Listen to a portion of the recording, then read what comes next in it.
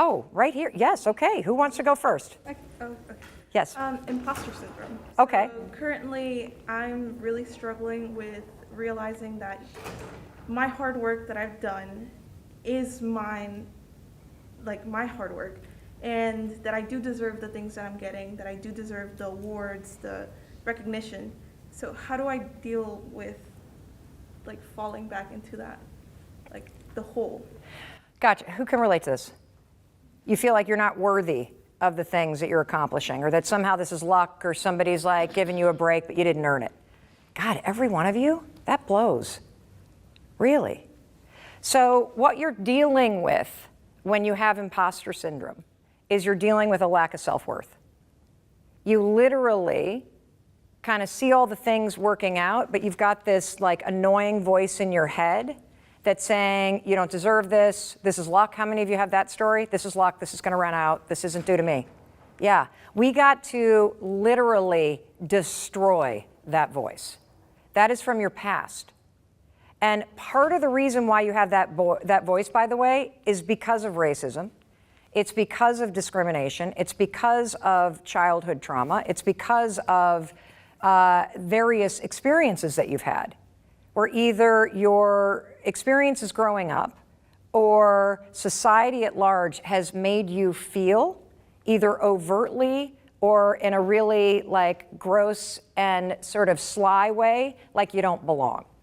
And so it is critical for you to start to punch that voice literally out of your head. And I'm going to give you some steps to do it, okay?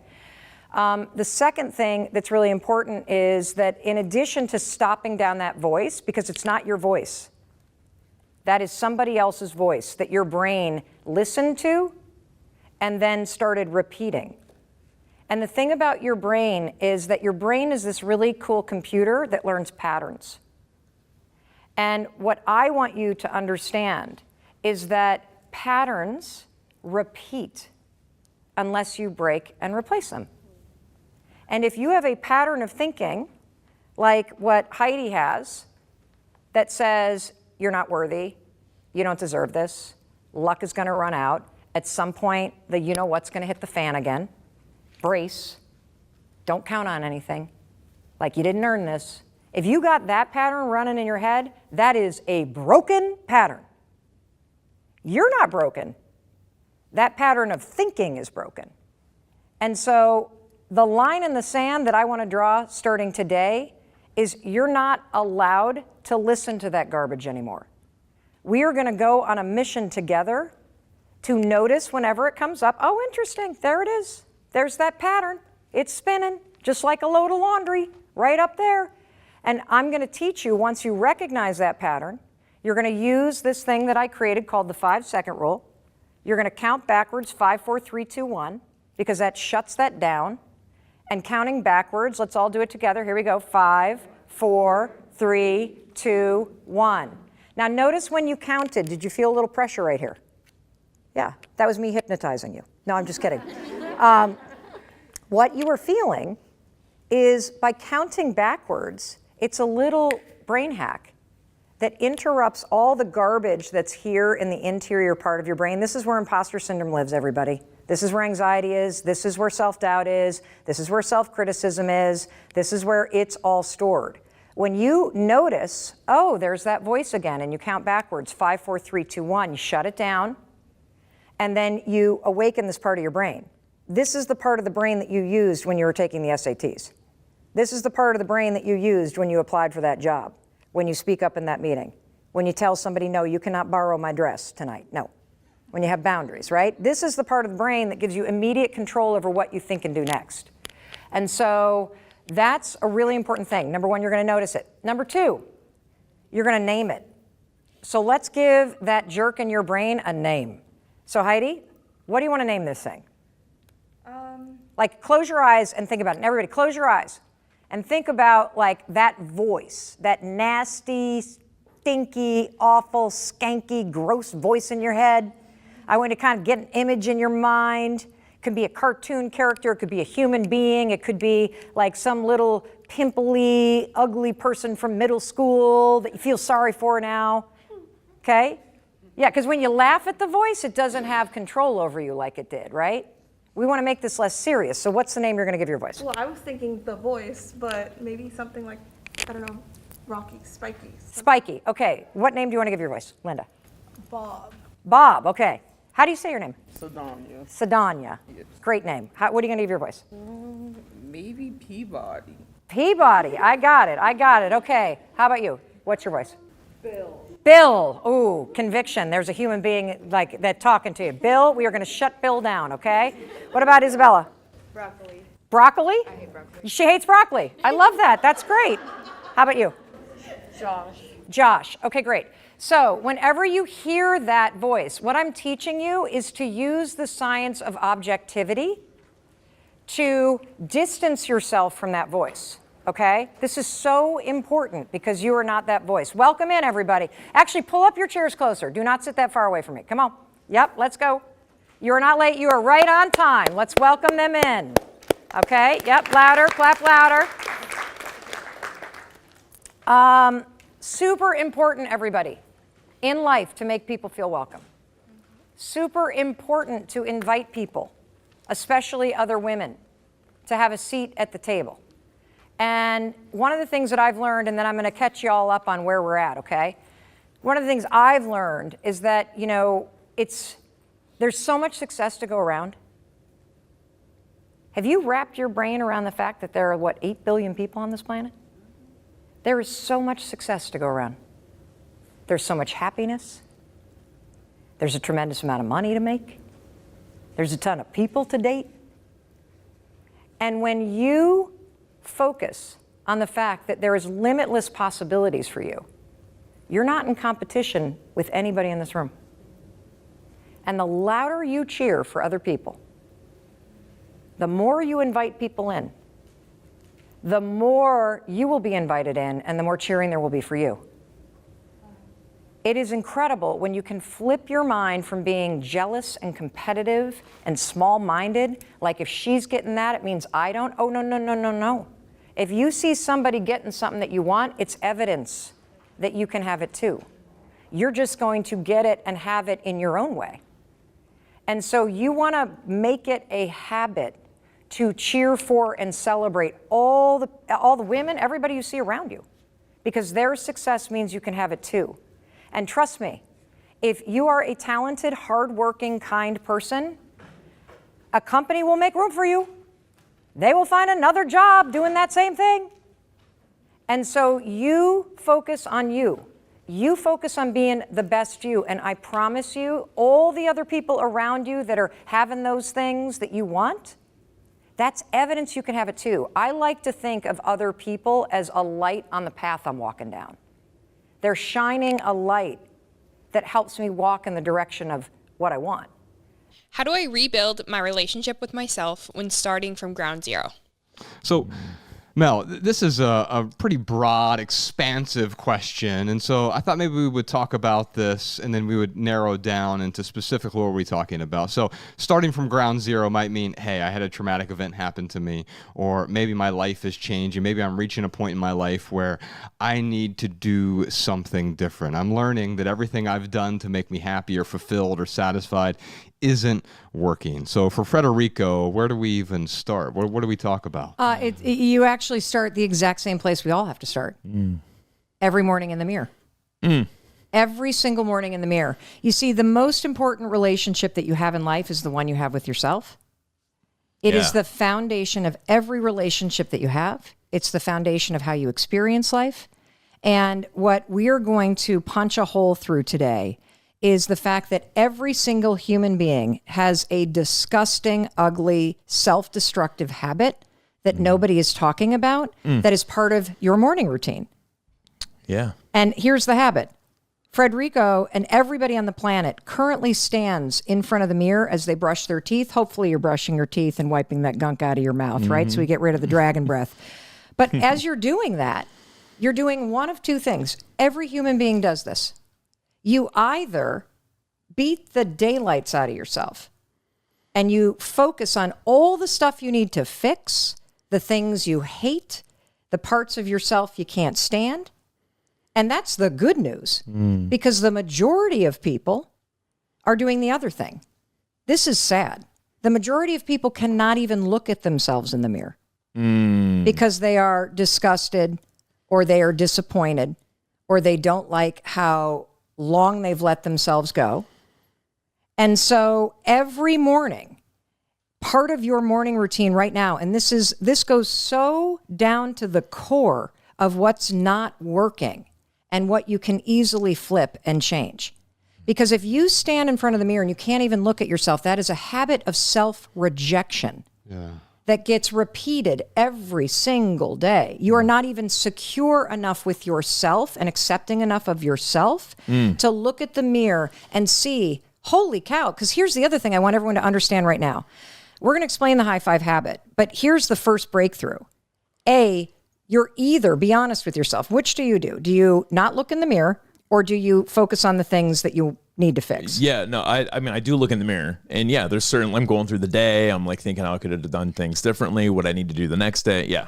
So I do look in the mirror. Okay. Yeah. I tend to avoid looking in the mirror. Yeah. Why is that? You tell me. Yeah. I don't know. Well, think about it. Why do you think you don't look in the mirror? I've never thought that it was a necessity to gaze upon myself. I'm sure I glance. There's a picture of me in the mirror, but it becomes second nature in a way. Yes. And so I don't beat myself up so much. I mean, that's a different sort of story that we tell ourselves. But I've never thought about the power of looking in the mirror and how that might actually benefit me. Well, I want you to consider it's not a reflection. There are two human beings in the bathroom with you every morning. There's you. And my daughter, she's always So now there's four. bothering me in the bathroom. Or the dog or whatever. Or there's two human beings. Right. There's you, and there's a human being in the mirror. And the human being in the mirror is really trying. And they are in need of your support. And they are in need of your encouragement.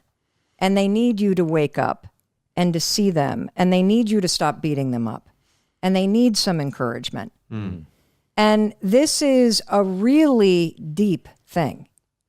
And it begins every morning by simply taking a moment and being with the human being in the mirror, which I think represents your soul, your spirit, your potential.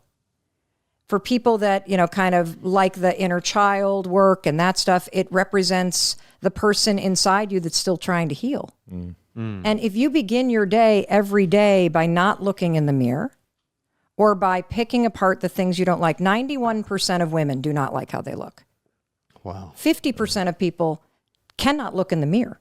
Yeah. And what you just said is exactly right. Most of us, it's so casual, spend that moment drifting into the day where we start to think about all the things we need to do. Or, if you're like a lot of us, you're already pile driving yourself going, I got up too late and I got to answer that email and I didn't get this done and and then you catch yourself in the mirror and you then start, oh my God, I look like crap and I got to be on a Zoom call in 8 minutes and I haven't walked the dog yet. And the pile driving begins. Yes. And you guys know that once your attitude goes negative, it's going to continue to take you down. Yeah.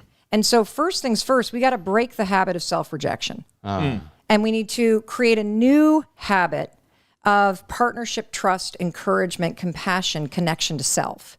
Because if we can start to help you every morning to start your day with a little bit of partnership and compassion with yourself, if you can build the ability to like yourself, even if you're not where you want to be in life, it won't matter if other people don't like you because that can't change the fact that you like yourself. Yeah. And so this isn't about being a narcissistic asshole. This is not about being a jerk. This is not about being selfish. This is not about being some cocky, overconfident. This is about compassion. This is about support. This is about your most fundamental, profound needs. Love people, use things. That's your book. Yeah. None of us know how to love ourselves. And it begins every morning with this new habit I want you to create that I created during a terrible moment in my life called the high five habit. I'm going to cry. I'm going to let myself feel it. You have changed my life so much, Mel. I have such good news for you. I'm so excited. Guess what? Tell me. I did what you said, and I'm scared shitless, and I love it. I got a job offer today. You did? I did. Oh my God! Oh my God! You're only the third person I've told. I told my husband first. And I told Melinda, where's Melinda? She's right behind you. I told Melinda second, and you're the third person I've told. Oh, And I have another interview on June 8th. what? I know. That's fantastic. You're going to the other interview, right? Yeah. Okay, good. Okay, good. I'm just like freaking, wow. I couldn't even talk. And I was drinking the water, and I got the email. I'm like, nope, I have to right now. And then I opened the email, and it said, we would love to have you part of our team. I'm like, oh my God, Mel. You did it. I did it. You did I was it. scared to You death. did it. You did it. I honest to God used a 5, 4, 3, 2, 1.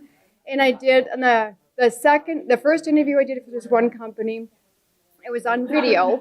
And I'm not a techie person at all. I was the only one home, and I was talking myself out of it, I'm like, no, 5, 4, 3, 2, 1, do it. And I did it.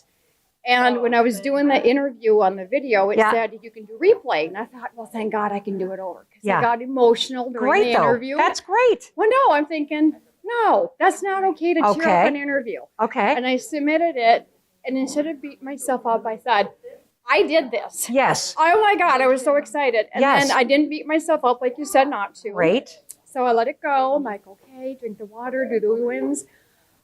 You could have knocked me over with a feather. A couple days later, I got a second interview. I am just so excited I met you. And thank you so much. Oh, well, I'm so excited that I met you. You are a woman on fire. Oh my God. I can feel the power vibrating through you. You have set yourself free by seeing that you can 5, 4, 3, 2, 1 do the interview. You can 5, 4, 3, 2, 1 get on Zoom. You can 5, 4, 3, 2, 1 cry. You can 5, 4, 3, 2, 1 do it over. I did. And it's all okay. And you made it okay. And I'm a counselor. And I'm just like, and I don't know if your books are going on fire, but I'm telling everyone, it's a female, Mel Robbins. And because they think a guy, Yeah, it's all right. I don't care. But anyway, I just want to thank you so Thank you. much. I'm really proud of you. I am too. Because I know, having read your posts, how you are feeling full of doubt and you're Yes. scared to put yourself out Oh my there. God, yeah. And here's what I want you to understand. What? Do you know why that struggle is so important? Because as a counselor, you have lived Oh, what yeah. the people you're trying to help Yes. are feeling. Yes. I can feel it coming through the telemed. And I so really you can. are not only helping people clinically as a professional, Mm-hmm. but you are helping people because you understand it I do. at a soul and a lived I experience do. level. I 100% do. Now hear me. Yes. This is why forcing yourself to show up in even bigger and bolder ways Yeah. is so critical. It is. You have to keep pushing yourself to the next level and to be seen and to risk crying or looking stupid or whatever. I did. Because I know you did. 100%. And this is just the amazing beginning. And because you're doing it for yourself, Mm-hmm. that lived experience is going to create so much passion and conviction in the way that you counsel others to do the same. And it is. And I'm so excited. I'm so I'm excited so for you. excited. Thank you. I just want to go on. I love you. So much. I love you too. So proud of you. Thank you so much. So proud of you. I just don't want to cry in public too much. Keep it at home. Why? Break. I cry all the time. You'll make more money. Well, I am now. It's amazing. Can I I get love a you. picture? Yeah, of course you can. And we'll get it with your phone. And okay. It's so And exciting. I don't have a book. I had your book on Kindle. Can you just That's of autograph course that? I can do whatever you need me to do. In fact, yeah. you know what I'm going to do? This beautiful woman gave me one of these 5-second rule bracelets, and I'm going to give you one. Okay. Where these are 5-second beads, Oh, and then you count to it, and then this little guy is like a fire that makes you go. which one's a fire? Right on the clear one. Here's the little You thing can about. even see the flame in it. Oh, look at that. That's You incredible. can see flames in the fire. There you go. Oh See, my now you're on fire, woman. God, this is so exciting. I don't know where to look. We're going to, right here first. Okay. And then we're going to do blue. Let's yes. make sure we're looking at blue. Got it. Awesome. All right, thank you Awesome. so much. So do you want to go live in the launch group and say hi to everybody? I would love that. Okay, let's do it. Oh Let's my hear from God. your account. Now? Yes. Okay. Let's hear from your account real quick. I do. Okay, let's go to your Facebook page Okay. and we're going to get into the launch with Mel. group. I don't know what to say, so. I do. Oh, good. We got this, woman. We're going to do, okay, there you are.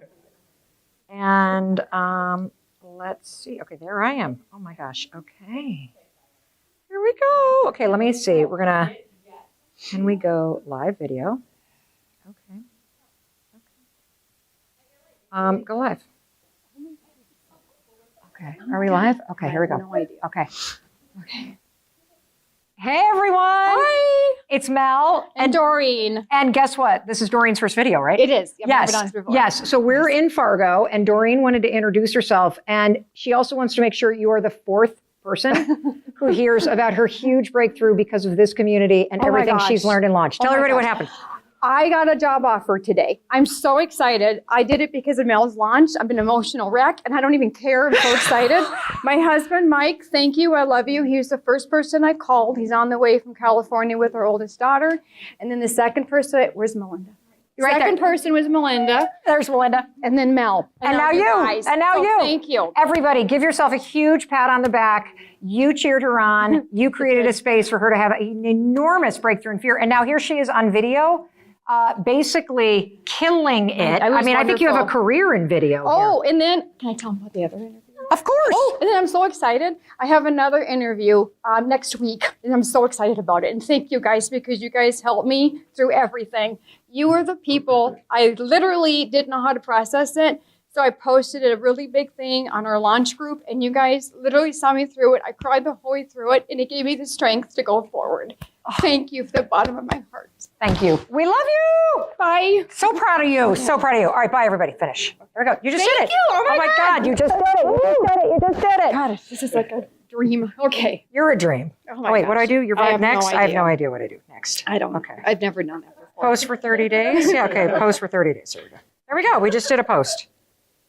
Okay. I've never done that before. There you go. All right. Thank you. Will you just look at this and make sure, like, I did that right, Maddie? Since I'm like worse at technology than you are. You can't be. Maybe. Yeah, no, Maybe, no, just yeah. maybe. We'll see. I'm proud of you. Thank you. So proud of you. I am too. So happy I got to meet you. Oh my gosh. This is a really profound moment in my life and a major turning point. And, it's not a pandemic moment, but in order to kind of give you the backdrop of what was going on in my life, and given that at the time that you and I are talking, we're still in the middle of a pandemic, I'll just tell you what was going on in my life, at least to the extent I can, based on what the lawyers tell me. No, I'm just kidding. I had been, everybody knows the moment that their life turned upside down because of COVID. Whether you got news that the office was closing, or you couldn't go see your, grandmom or dad, or you, were quarantined with your kids and they were in a state of distress, there was that moment. And for me, what happened is I was taping a daytime talk show here in the United States, and they found COVID at the CBS Broadcast Center in New York. And they walked into the taping room and said, you need to evacuate the building. And within 5 minutes notice, Fern, my show was canceled. I was fired from what had always been a dream job of mine. I grew up, coming home from school. My mom would have Oprah Winfrey or Donahue on here in the United States. And I always wanted to do that and to help people doing it. And so 5 minutes, grab everything you can that's not nailed down, run out the door. Don't even say goodbye to the 130 people I'd worked with for a year. I get in the car, I start driving to Boston. I see the New York City skyline disappearing in the rearview mirror. And, Boston, Massachusetts is where my husband and I live. And then the phone calls start coming in. My daughter's in college in California. They're closing school. What's happening? What's happening? My other daughter's in Spain. I can't get a flight. I can't. And the whole world starts to close down, and we all felt it. So I get home, and those first 3 weeks were basically a blur of alcohol and living in my pajamas and watching Harry Potter, no kidding, on repeat with the kids. There were aspects of it that were fun. But what happened in those 3 weeks is I lost my dream job. My book publisher canceled my book and then told me I had to return the money they had given us, money I'd already spent. Every speech I had for a year started to cancel, and I started to get flashbacks to a moment in my life when my husband and I were nearly $1 million in debt. This was 13 years ago. This is sort of my origin story. We were about to lose everything. And that's when I invented this thing called the 5-second rule. But I started having these flashbacks. We are fucked. Like, this is happening again. Are you kidding me? I'm 52 years old. I've got to reinvent my freaking life again. And one morning I wake up and I use the 5-second rule. You count backwards, 5, 4, 3, 2, 1, and I get out of bed. And the anxiety is thumping through me. And I make my bed and I drag myself to the bathroom. And I'm standing there brushing my teeth in my underwear. And I catch a glimpse of my reflection in the mirror. And I think, oh my God, you look like hell. And I had these dark circles under my eyes and my gray hair was coming in and I looked haggard and tired. You know, I actually felt sorry for the woman I saw reflected back in the mirror because I could tell she had the weight of the world on her shoulders. She was worried about her kids who were grieving and anxious and distressed. She was worried about herself, her employees. She was worried about the world and the frontline workers and her parents and her business and everything. And as soon as your thoughts go negative, it's like lint catching in a dryer. More and more and more negativity builds. And so then I started thinking about the day.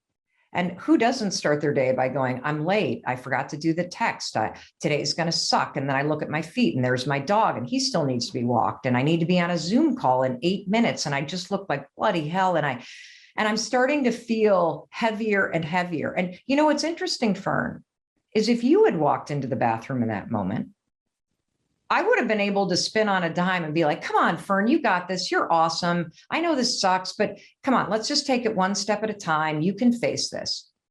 But standing there with myself, alone in my underwear, one boob hanging lower than the other, like I couldn't think of anything to say because I didn't feel confident. I didn't feel optimistic. I didn't feel like I could handle what was happening. And as cheesy as it sounds, standing there without a bra on, I found myself just raising my hand and high-fiving the woman I saw in the mirror. Now, here's what's interesting. Almost immediately, I felt my shoulders drop. I chuckled because it's so stupid and cheesy to high-five yourself in the mirror. And it didn't disappear the problems. It didn't change all the stuff I was dealing with, but something inside of me changed. I felt this sense of, okay, I know this sucks. Pick your chin up, Mel. You got this. Come on. And I sent myself into the day. Now, it was the second day that something really interesting happened, because what happened on the second day is when I woke up, I immediately thought about that high five. I 5, 4, 3, 2, 1, got out of bed. I made my bed. And as I was walking toward the bathroom, I felt something I'd never felt in my entire life. And I'm going to explain it this way. You know, when you're about to go see a friend, you're going to grab a cup of tea or a cup of coffee or something, and you're about to walk into that cafe. And you feel this sense of excitement that you're going to see somebody you like. And, you know, I felt that as I was sitting, you know, kind of waiting for us to connect. I was so excited to talk to you. As I walked into that bathroom, I felt this sense that I was about to see somebody that I like. Now, I'm going to be 53 years old this year. I think for the first 45 years of my life, I have either criticized the woman I've seen in the mirror or I have ignored her.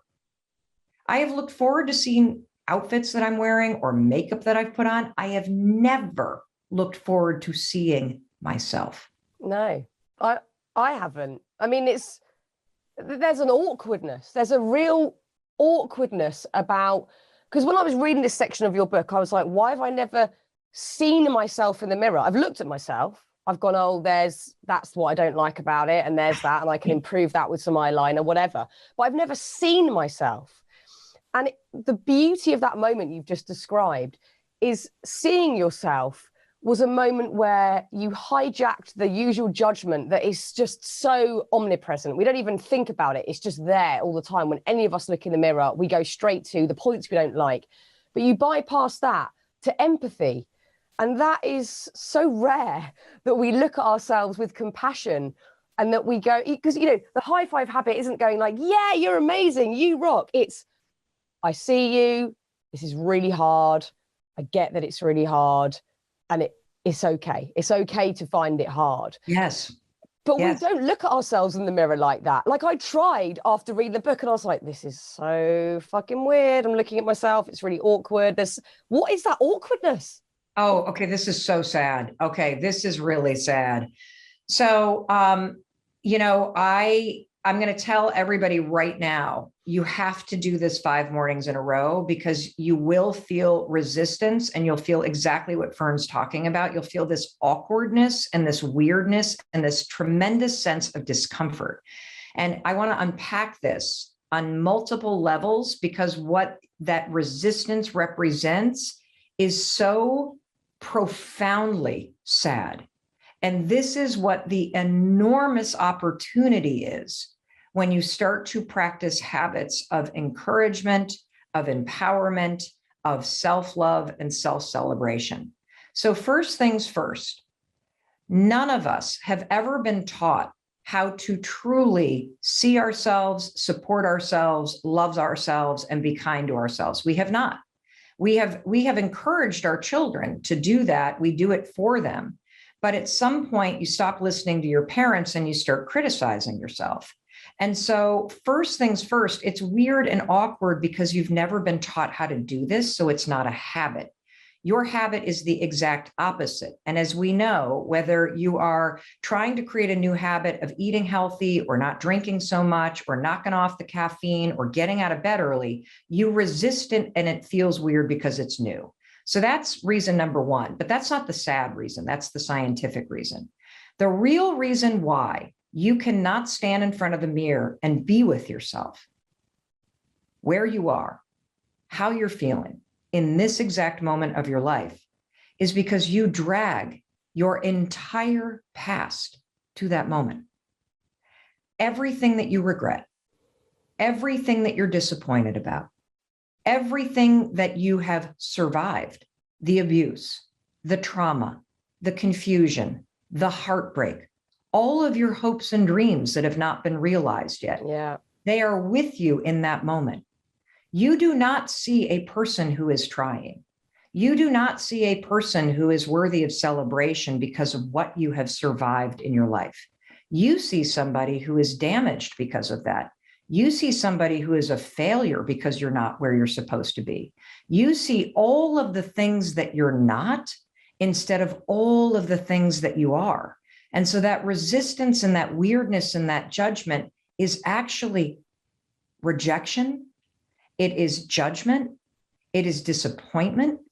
And here's the next layer of this. And this is why this habit, while cheesy on its face, I think is the most powerful thing that you could possibly do in your life in terms of adopting a new behavior. We have made the mistake as human beings of believing that you are only worthy of celebration and support when you achieve something that is worthy of celebration and support. So here you are standing with yourself every morning in judgment. The scale, doesn't have the number on it that it needs to be. My bank account isn't where it needs to be. My relationship isn't where it needs to be. My, career isn't where it needs to be. My mental health isn't where it needs to be.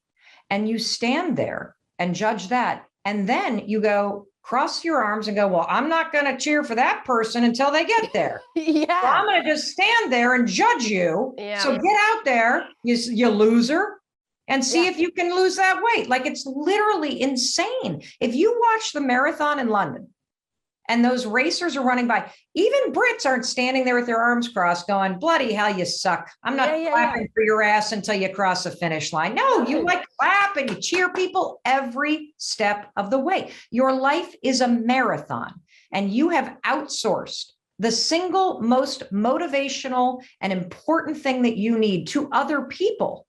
You're waiting for your spouse or your kids or your parents or your colleagues or your friends or your boss to cheer for you and to validate you. I'm sitting here telling you, you have to learn how to validate yourself and cheer for yourself where you are right now, or you're not going to get where you're meant to go. No, because, that's what we've been, I guess, more recently taught with social media, or certainly encouraged, that unless there's outside validation, you do not exist, which is a terrifying thought, because if you are solely relying on our exterior validation, then when it eventually dissipates or there's a break in it, you're free falling. What are you going to do? So that is a huge problem. But going back one layer, looking at all the judgment and all the past that we lug around, because I recognize that in myself. I'll look in the mirror and I'll conflate my own thoughts about myself with other words spoken from people I've met along the way, or strangers, whatever it might be. And I am, pulling that along in a massive sledge behind me, like every morning. How do we, because everyone's got that. And I'm thinking people at home are going to be like, yeah, I have that. But how are we moving past that? How are we not bringing our whole past and our lump of regret with us each morning? How do we move on? Because, I know obviously sometimes with tricky situations in life, you might have had good intent, but others have still judged you, or you've ended up in a tricky spot. But there will still be times in our past where we acted without good intent. And we know that. We did something out of jealousy or cruelty or whatever it might be, of just feeling angry about our own lives. So how do we let that go when we know that good intent wasn't anywhere near that situation? How the hell are we stepping over that massive pile of crap? Well, I think that, I think especially your listeners know that you act out in pain because you didn't know any other way to cope. And so when you can bring empathy and understanding to what happened to you, you can start to understand the behavior. And it's only when you understand the behavior from the past that you can spot it and you can catch it and you can change it, because patterns of behavior repeat unless you break them and replace them. And so one of the reasons why this high five habit, and it's just one of a bazillion habits in this book that we can talk about to address this question. One of the reasons why high-fiving your reflection in the mirror works is because you don't have to think anything. This is the genius of it. So, when it started to work for me, and then I, of course, put a photo on social media on my story, and within an hour, 100 people, men, women, children around the world were high-fiving and tagging themselves, I thought, okay, whoa. First of all, I'm not the only one who's feeling like the world on my shoulders. Okay, that's reassuring. And secondly, maybe this thing isn't that cheesy after all. And so I've spent the last year researching this. And so first, let me explain in addressing your question about how do you get your mind to stop going down the road of beating the shit out of yourself for all the stuff that you did when you were just trying to survive, because that's what you were trying to do. You were just trying to survive. And I have been startled, Fern. I was molested when I was in the 4th grade, and it was a one-time incident. I woke up in the middle of the night at a big family thing with lots of different families, and all the kids were in one room, and there was an older kid on top of me. And it is that moment that my anxiety began. I literally had a fight or flight response, which is all that anxiety is. Anxiety in your body is just an alarm bell going off when your nervous system goes into a sympathetic or an on edge alarm state. And I possummed, I disassociated, I literally left my body. And that next morning I woke up knowing that something was wrong, knowing that something bad had happened. And in that moment, my nervous system was still on alarm. And when I walked downstairs that morning, my mom was cooking breakfast. The kids were all over the kitchen, lots of other moms around. And my mom turned to me and said, "How'd you sleep, honey?" And I froze. And I froze because the kid was sitting at the kitchen table. Now, I knew if I said something, my mother, she's a farm gal. She grew up on a cattle farm. She would literally take that spatula and hit him into next week. Like, there was no concern about my mom. I was concerned about what this person would do. And so my nervous system in that moment got hardwired to be on edge, to be worried about how people react. And I have lived in that state for literally ever since 45 years. And so one of the things that happens, we're going to talk about our nervous system, because there's also a high five you can do to your heart that is profound for any kind of anxiety or trauma that you may be feeling. And we're going to explain that in a minute. But first, I want to explain what some of the world's leading neuroscientists have said about why the high five habit works. When you go to raise your hand in the mirror, and this is how you're going to do it. You can do it right after you listen to this. You can do it tomorrow morning. What I want you to do to make it a habit, first of all, is I want you to do it right after you brush your teeth. Hopefully, we're all brushing our teeth every day. It's a really good habit to have. When you put your toothbrush down, like right on the counter, now we're going to practice the high five. You're going to take a minute and you're just going to look at yourself. And I want you to, in that moment, I want you to set an intention. And the reason why I want you to set an intention as you're with yourself is because there is new research out of Harvard that shows that if you take just a minute in the morning and you think about how you're going to show up today and who you're going to be, and more importantly, what actually matters to you? What game do you want to play that you want to make progress on? Not complete, not win at, just what's one thing you want to inch forward? And how do you need to show up today to really engage in that game that matters to you? It could be something personal, could be something at work. It doesn't matter with your kids. And then once you have that in your mind, you're going to raise your hand and you're going to high five yourself. And yes, it will feel weird. Yes, it will feel awkward, but I'm going to tell you what's not going to happen. It is neurologically and scientifically impossible to raise your hand and high five your reflection and think, gosh, you suck. Boy, you're ugly. Your chin's really pointy. Your jowls, Mel, are starting to look like saddlebags on a pack mule. Like, you can't think those things. You just can't. And here's why. You have spent your lifetime high-fiving other people or raising your hands in celebration with other people. You've done it so many times that the gesture of high-fiving, even by just seeing other people do it in sports matches, it's already encoded. Like, Fern, when somebody high-fives you, what are they saying to you? Well, I think they're celebrating you on a subconscious level and saying, I see you, hey. And I think what I'm realizing as you're talking is, and this is so obvious to say, but it's just hit me, is that we're not to underestimate habit. Because I think some of the time we're sat there waiting for, quite frankly, an epiphany. There's going to be this moment where I really like myself, or if I get the job, the partner, the thing, then I'm going to like myself. We've got to do the habit bit first to get anywhere near that.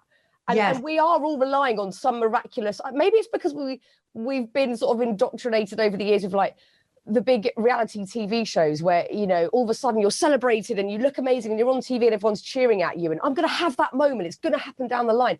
This is a habit. This is, like you say, cleaning your bloody teeth. This is a habit we have to do every day. And it's as much as sort of changing your habit can be tiresome. Once you're in a habit, you don't even know you're doing it. I don't think I'm going to brush my teeth. You're just doing it. So we can't underestimate habit here. Yes. And by the way, you already have a habit that we're trying to break, which is you have a habit of ignoring or criticizing yourself. Yeah. Just like you're cleaning your teeth, we got to clean your mind of all that bullshit you've been saying for a long time. But that's empowering, because often we believe it. We think, well, I am just a piece of shit. But it's empowering to know, no, that is a habit that I go to, that I think I'm a piece of shit when X, Y, Z happens. It's not true. That also is a habit. Empowering, both things. Yes. Empowering. Yes. Exactly. And you have friends that have done piece of shit things in their lives. Yeah. And you can understand that they did that. They drank, they were addicted, they cheated on people. They, like, whatever they did, they were a bloody asshole. But you can now see that they're trying. You can now see that they're changing and they're working hard, and you can love them through it. I'm here to tell you, you have to make a habit of doing this for yourself every day. And you just said this thing about, I'll be happy when I get that job or I lose that weight. The problem with attaching your happiness and your validation and your support to achieving something is once you achieve it, you are stuck with the old habit of still hating yourself. And you're now going to need to find something else to achieve in order to prove that you're worthy of it again. You see, I've been an overachiever my whole life because I've equated achieving with being worth something.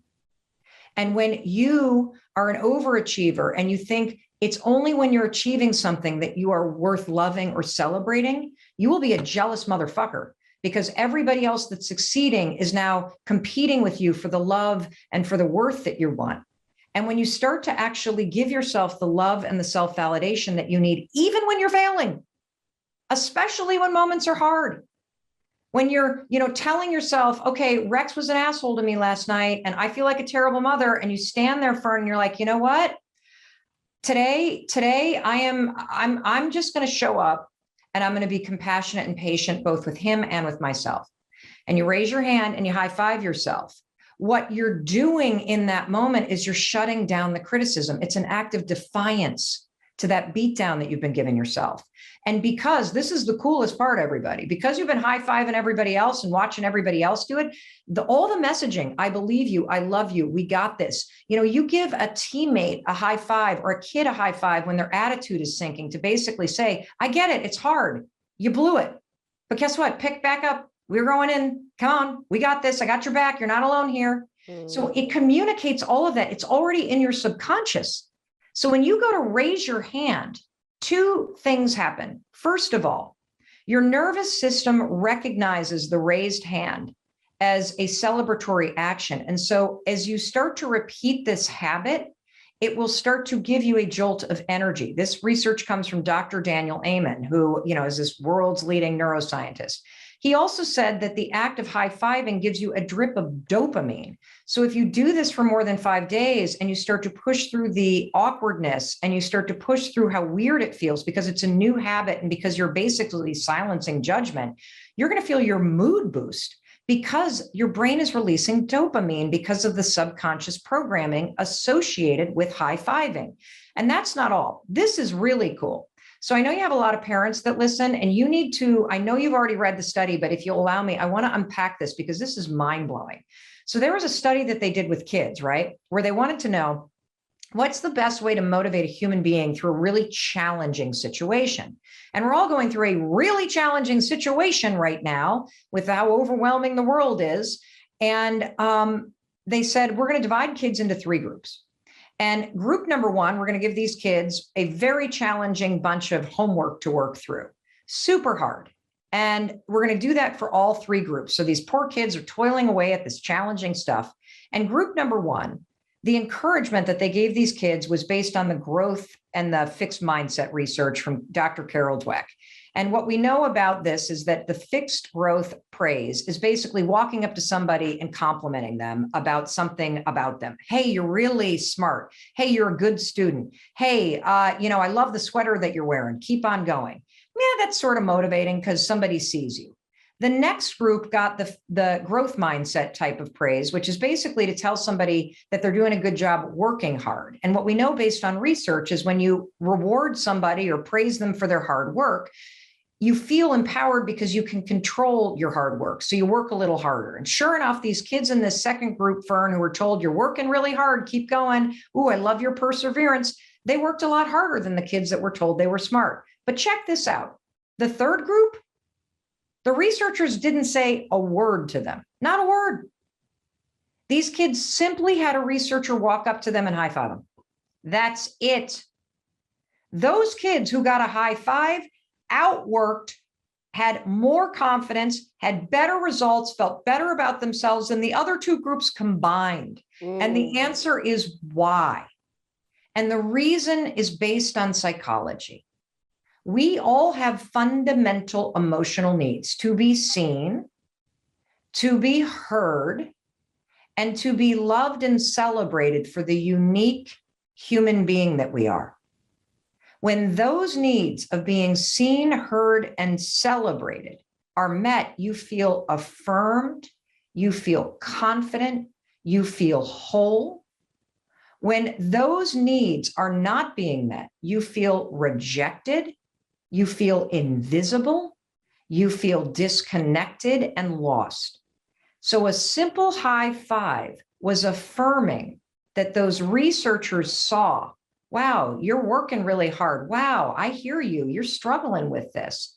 And wow, I'm going to celebrate you right here in this moment for who you are and how you're showing up and how you're going through. And I'm here to tell you, simply doing this for yourself every single morning and making it a habit and teaching it to your kids, it empowers you in a way that is hard to describe, because for the first time in your life, You are giving yourself what you have been seeking from other people. So let's talk about loving the you of you, and how that is such a diversion from what you've been practicing doing yourself. Oh, that's so true. Oh my God. You know, it's so funny because here I invent this thing called the 5-second rule out of dumb luck, drunk on bourbon. I literally share it by mistake on a TEDx stage. And I invented this thing to help me get out of bed during the worst moment of my life and finally face the issues that my husband and I had gotten ourselves into. It spreads around the world. I use the 5-second rule to build a business, to be productive, to, do. But it wasn't until I discovered the high five habit that I actually understood how deeply I had been betting against myself. How every step of the way I had been criticizing myself or focusing on what was going wrong. That when I stood in front of the mirror, Kathy, I did not see a successful woman. I did not see somebody that was, out there making a huge difference. I saw what was wrong with me. I think for the last 45 years, I have either criticized or ignored the woman I saw staring back at me in the mirror. And so, like the high five habit, I'm sorry, I just kept barging along. Is there something you wanted to? No, I'm just taking it in. You're right where you need to be. Keep going. And so, the high five habit, it did not begin like some big business strategy. I didn't go, okay, I had the 5-second rule. I need to write a book about the 5, something. What is it? Like, let's manufacture something. Oh, Atomic Habits is good. Let's get a habit book. Like, that's not what happened, because that's not my brand of self-help. My brand of personal development and empowerment is hit rock bottom, have a challenging moment, resist change, and then come up with something that sounds so stupid and so ridiculous that it couldn't possibly be something that would actually work. And then when it actually starts working, not only for you, but people who follow you, you better fucking figure out how this thing works, Matt. Like, why is this working? And so the high five habit's no different. I have been trying to write a book, Kathy, for 5 years. The 5-second rule was self-published 5 years ago. I have dyslexia and ADHD. I can create an audiobook like in a day. Yeah. Writing something, forget about it. I bet I have written 7 books in the last 5 years. Yeah. All of them sucked. And what happened for me, this is not a pandemic book, but what happened for me, because we're all sick of hearing about the pandemic, but what happened for me is, when the COVID hit, we all have that moment. Like, I'm sure you remember the moment you knew, oh my God, like this is changing everything. Yeah. What was it for you? When they said 2 weeks, the kids would be off school. And then they said, no, it's going to be a month. And I had that feeling of like things closing in and the claustrophobia, like, how will I be able to exist now with us not being able to go out to even a park? What if this would stay this way? Yeah, it was right then. I couldn't believe they were like closing school. Yeah. Months. Yeah. For me, it was a Wednesday in March in 2020. And we were taping this talk show. It was my dream to be a daytime talk show host. And at the age of 51, I got the opportunity to do it. And so we had shot 167 shows at the CBS Broadcast Center. And all of a sudden, somebody comes into the studio space and says they found COVID in the building and you need to evacuate. You got to be out of here in 5 minutes. The fire trucks are outside. And like that, show canceled, fired from my dream job. Didn't get to say goodbye to the 130 people that I had been working with for over a year. It is so painful. But hey, everything is preparing you for something. Everything. And so I get into my car and I'm driving home, and I realized as the New York City skyline was disappearing, and my daughter was in Spain, and she called and said, I just heard the news that they're shutting down the borders. I need to get you got to get me out of here. And then I hung up with her, and all of a sudden it was my daughter in California. USC is shutting down, Mom. What is it? What's happening? What's going on? And I thought, oh my God, what is about to happen? And so in a matter of 2 weeks, my a book contract that I had got canceled and they wanted the money back. Every speech I had booked for more than a year started canceling. And that was the beginning. The kids come home, they're in a state of turmoil. We all experienced it, right? And I think for those first 3 weeks, it was like a complete blur. I basically never got out of my pajamas. I started drinking Bloody Marys at about 11 a.m. We watched Harry Potter marathons and Glee. We watched that season, like all of it. And then all of a sudden, one morning, I woke up and I just felt the weight of the world on my shoulders. Yeah. I woke up and I started feeling a couple things. I felt, do I need to reinvent myself again? Oh my God. And then I thought, am I about to lose all my money again? And I'm like, I'm too old for this shit. I've worked too hard. Like you go into that like mode where like, why is this happening to me? I'm a good person. I've worked so hard. Like you like kind of go at yourself. And so I'm thinking this and I'm like, okay, get up, just get up. 5, 4, 3, 2, 1. I get up. I make my bed. I always make my bed. And then I drag myself to the bathroom and I start brushing my teeth. And as I'm brushing my teeth, Kathy, I catch a glimpse of myself in the mirror. And I think, oh my God, you look like hell. And the gray hair is coming in and there's dark circles under my eyes and my neck is all saggy and one boob is hanging lower than the other. And I felt sorry for the woman I saw in the mirror. She looked exhausted. She looked scared. She looked overwhelmed. And as soon as you start to go down a negative path in your mind, it will continue taking you there. And so I immediately drift to everything I'm worried about. I'm worried about my parents. I'm worried about the world. I'm worried about frontline workers. I'm worried about COVID. I'm worried about my kids. I'm worried about my employees. I'm worried about what's going to happen to my business. I'm worried about everything. And the interesting thing in that moment is if you had walked in, I would have been able to pivot on a dime, especially we women. That's what we do. I would have been like, Kathy, don't you dare. Don't you dare. I know this isn't fair. I know you don't deserve. If anybody can handle this, Kathy, you can.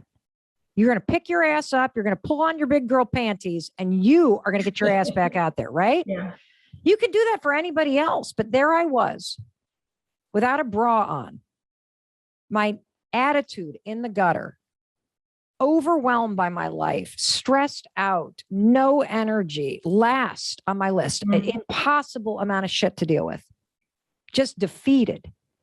And I couldn't think of a damn thing to say to myself. And, you know, the other thing is I probably wouldn't have believed it anyway. Right. But for whatever reason, as cheesy as it sounds, I literally raised my hand and gave the woman I saw in a mirror a high five because she needed it. And, you know, it wasn't like lightning struck, but something shifted in me. You know, I felt my shoulders drop. I felt my chin lift. I laughed because it's so dumb standing there high-fiving yourself in your underwear. My God.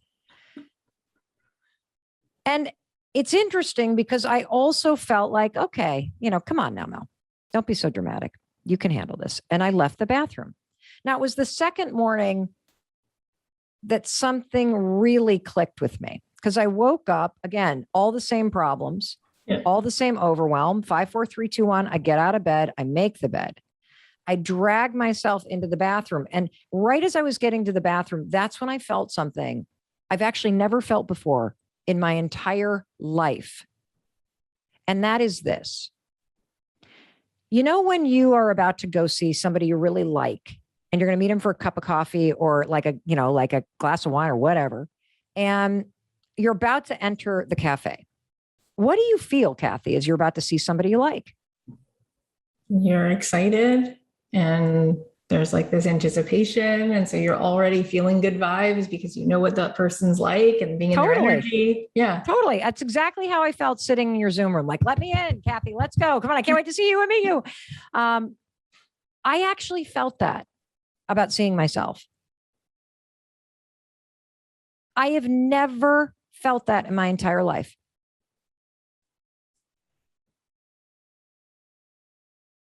I have never been excited to see the human being Mel Robbins.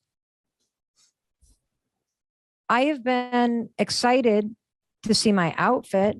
I've been excited to see if the eyeshadow looks good. I have never looked forward to seeing myself, the human. And so I walk in and I'm a little bit more present this morning. And I'm brushing my teeth and I put my toothbrush down and I take a moment. And I really look at myself. And I don't even see my face. I see a human being. What's coming up for you? I mean, that's just so beautiful. Like what you just said, we think about that when we're about to go see our friend or, you know, the other mom who her daughter's in your daughter's class. And there's like an excitement, like you feel like this is like a gift to spend time with this person, but you had never thought about that. And I just think about the women and the men who I've met in my life, the people who listen to this show, who they're so good, Mel, and they're so wired to achieve, but they're only as good as like their last achievement. Mm. So there is nothing other than like, well, what's my big post today on Facebook for everyone to see that I earned it? I earned it today. But like inherently, like me just being me, no, I've never heard anyone say like, what a gift to get to be in that person's energy, my own energy today with myself, to see myself. Yeah. It's everything. And so, you know, I sat and I looked at the woman I saw in the mirror and I thought to myself, well, who does she need me to be today? And what game in life matters to her? And how could I actually just like move the ball down the field today? And so I thought about it. And I thought in that moment, based on what was going on, that who she needed me to be was more optimistic about our ability to get through this. And the game that I wanted to play was showing up in a different way for our kids, because they were looking at Chris and I about what was happening in the world. Yeah. And so I raised my hand and I like high-fived my reflection. And so there's a couple things that I just want to explain first about when, you know, you do this, because the beauty of this habit, and this is just the first habit in the book, and we're going to talk about it. And trust me, we are going to get down to the achievement stuff next, because it's really important part of why everybody resists high-fiving themselves and why they feel that it's weird. And I'm going to unpack that in a very methodical way, because thematically, when you feel that this is weird or you resist giving yourself this support and celebration, what's contained in the resistance is the key to understanding why you don't have what you want. And it's also the key to unlocking the cage that you're trapped in. Not everybody can hire me to be their coach. Not everybody gets to be in the audience when I deliver a keynote address. And so I wanted to make something other than a TikTok video or a YouTube video or something that just kind of gets you aware. I wanted to create a program that you could take for free because you deserve that in your life. And look, I can create these programs, but let's tell the truth here. I can't do the program for you. This gets back to this trust falling into your life, that you have to make a decision that you are tired of just surviving. You have to make a decision that you're tired of feeling discouraged. You have to make a decision that even though you're successful, you want to make more money. That, you know, I was just talking to a friend of mine who was saying a year ago, she was in a mastermind group and she said, I am going to set this crazy goal for myself. In my heart, I want to make next month as much money as I made all year last year. I want to make as much money next month as I made in my business all year next year. And what's interesting about declaring something like that, she had no idea how she was going to do it. is that everybody around the table, the majority of the people are like, how are you going to do that? What about this? How much did you make? And they started questioning it, right? Questioning. Are you sure you want to do that? You need a runway 1 month from now. And finally, one person sitting in that table said, would all of you just shut up? She's going to do it. How about you encourage her? And you need your instincts to be the ones going, hey, how about you all shut up?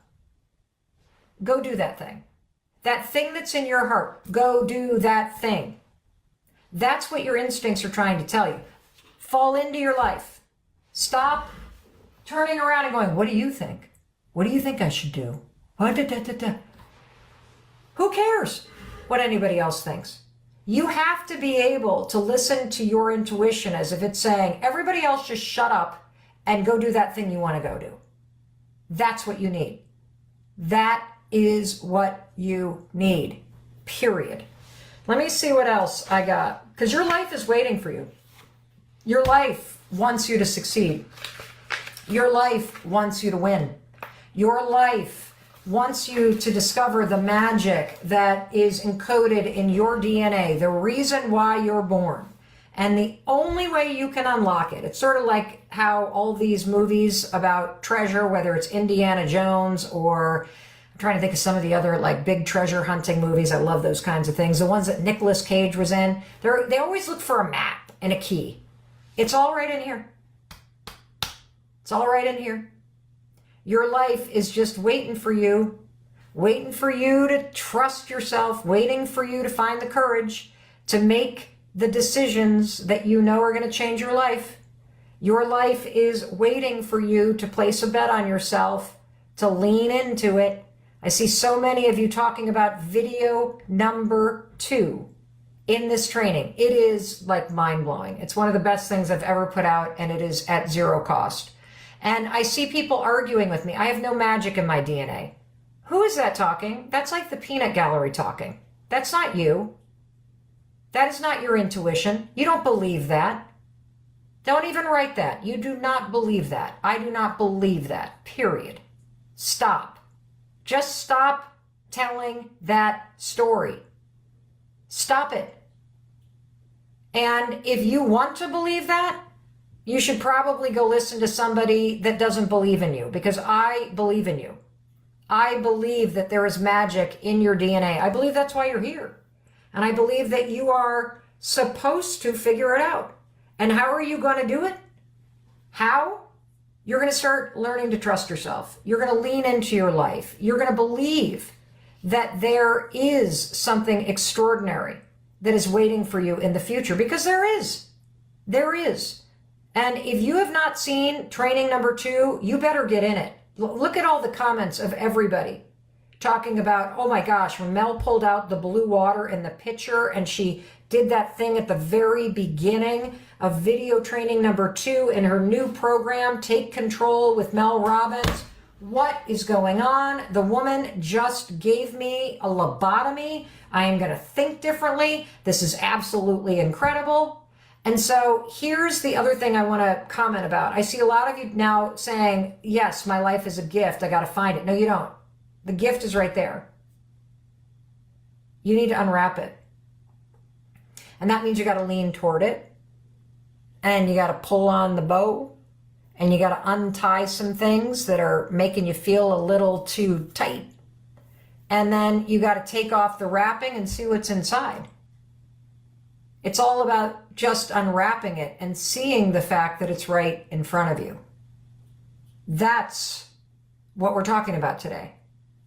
So how many of you, actually, I'm going to talk to you individually. What would trusting yourself look like? Let's say it again. What would trusting yourself look like?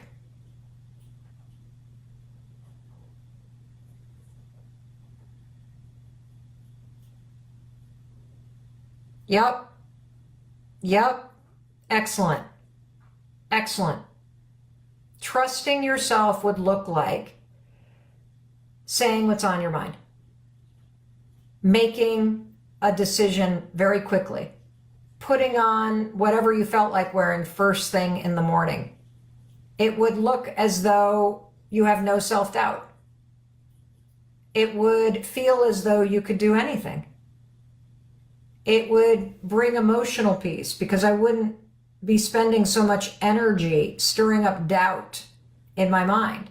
I see some of you writing, I don't have a clue because I've actually never trusted myself. Trusting myself would look like not caring or considering other people's opinions, not second guessing myself. Do you know how much time you waste of your life second guessing yourself? Aren't you tired of that? Aren't you tired of spending hours just overthinking what happened or what you're going to do or what you're going to watch tonight or whether or not you're going to do this or do that? You are wasting so much energy, so much of your life. Wouldn't it be great to get to a point like Oakley got at the end of last week where within 5 minutes of listening to an orientation, he's like, nope, hard no, going to pass on this school. Just know it's not right for me. Doesn't matter what they say in the tour, not going to waste my time. Doesn't matter what you think, Mom, not going to waste my time. It would be incredible, wouldn't it? For you to trust fall into your life like that? For you to start to really hear what you're telling yourself and actually move in that direction? If you're tired, you gotta take control. You gotta jump into this free training. It only comes around once a year. You can watch it on your own time. And it comes with a 21-page workbook. Yeah, trusting yourself would mean no procrastinating. It would mean bolder decisions. It would mean more peace. Completely. First of all, it's incredibly normal when you stop and pause and assess how you feel about your own life and the state of it. It's incredibly normal for you to rank it low because most of us walk around with a very negative viewpoint about our own lives. That's number one. And that's a mindset and a perspective that we are going to change. Number two, one of the things that has helped me a lot when I get into moments in my life where I get present to disappointment, where I feel very sad, where I start to beat myself up over where I'm at in my life versus where I thought I would be. Specifically, what comes to mind is when I was facing bankruptcy and I was 40 years old and we, had 3 kids and I thought I should be in a different place in my life. And thinking and judging my current state against where I thought I would be, it made me sink even lower. And so what you're experiencing is very normal. The fastest way to stop beating yourself up, the fastest way to stop feeling regret over where you're at in your life right now is to literally say to yourself, I did the best I could. I did the best I could. Because guess what? If you could have done more, you would have. And so if you literally just accept where you are, you're not feeling connected, you're not where you wanted to be, you're disappointed with how your life has turned out up until this moment, that's okay. But the first thing that you need to do to free yourself of that negativity is to say, hey, if I was capable of doing more, I would have. I remember there was a moment in time where, this is a really stupid example, but there was a moment in time where a lot of our friends started buying bigger houses or joining private clubs, or they were able to take their families on very expensive vacations. And that was just something that was not a possibility for me and Chris at the time. And I remember spending years beating myself up, years comparing myself to the people that had nicer clothes, nicer cars, nicer watches, nicer vacations. And it wasn't until I said to myself, well, if I could have afforded those things, I would have bought them, maybe. If I could have afforded to join the club, I might have. I couldn't afford to do it. And there's a massive amount of freedom that comes when you just stop beating yourself up and you acknowledge that if you could have changed it sooner, you would have. But here's what's cool. Once you say that, now you can change it now. And that's what this program's about. So cool to feel the sadness, okay and normal to feel the disappointment. And then say to yourself, hey, I am where I am. If I could have done more, I would have. and now it's time to move on. Because guess what? You can do more. You signed up for this program. You're taking your life and the things that you want to change about it very seriously. And the skills that we're going to teach you are going to help you. They're going to help you free yourself from the mental jail. Because I'm going to tell you something. If you spend the next year, which many of you were going to, you were going to spend the next year telling yourself, my life sucks. I should have done something sooner. You are going to spiral in your own head as you beat yourself up over and over and over again. And that's got to stop. The reason why you haven't changed your life to date, you want to know why? It's because your mindset has blown. It's because you live up here. You don't live out in the world, you live up here. And up until this moment, up here has been a very negative place. And I guarantee you, if you were to put your own thoughts in someone else's mind, you know what you would say to me? Well, there's no way in hell Mary would lose that weight if she thought the things that I thought, because I'm constantly saying to myself, I'm not good enough, I'm not this, I'm not capable, I should have done it last year, why didn't I do this sooner? The more you think like that, the more stuck you're going to stay. And so that's why it's critical to acknowledge that the reason why you haven't changed sooner and the reason why your life is in the state that it's in is because of how you think. How you think is stopping you from taking action. You're convinced that you're not good enough. You're convinced that it's too late. You're convinced that other people are going to judge you. And I'm here to tell you it's total baloney. You also tend to get a lot of positive, emotion and praise when you're achieving those things. At least I did too. And I think that's why I chased it so much. I had fused the doing with being lovable, the achieving with being worthy. And so as I walk into the bathroom that second morning and the sort of profound nature of what was unfolding started to hit me, I have this second epiphany as I'm brushing my teeth. And that is this. Every morning, there are two people in the bathroom. There's you, and there's a human being in the mirror who needs you. They are trying so hard. They are waiting for you to wake up and to realize that they're there. They need your encouragement. They need your support. They need your love. They are so tired of you picking them apart and thinking about all the things that are going wrong.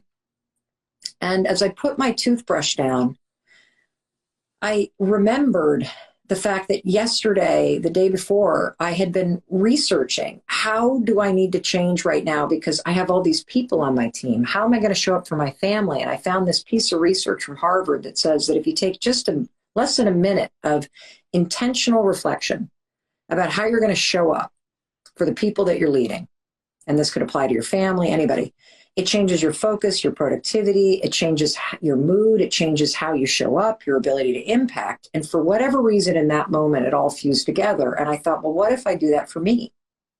And I asked myself a question I had never asked myself before. And it was this.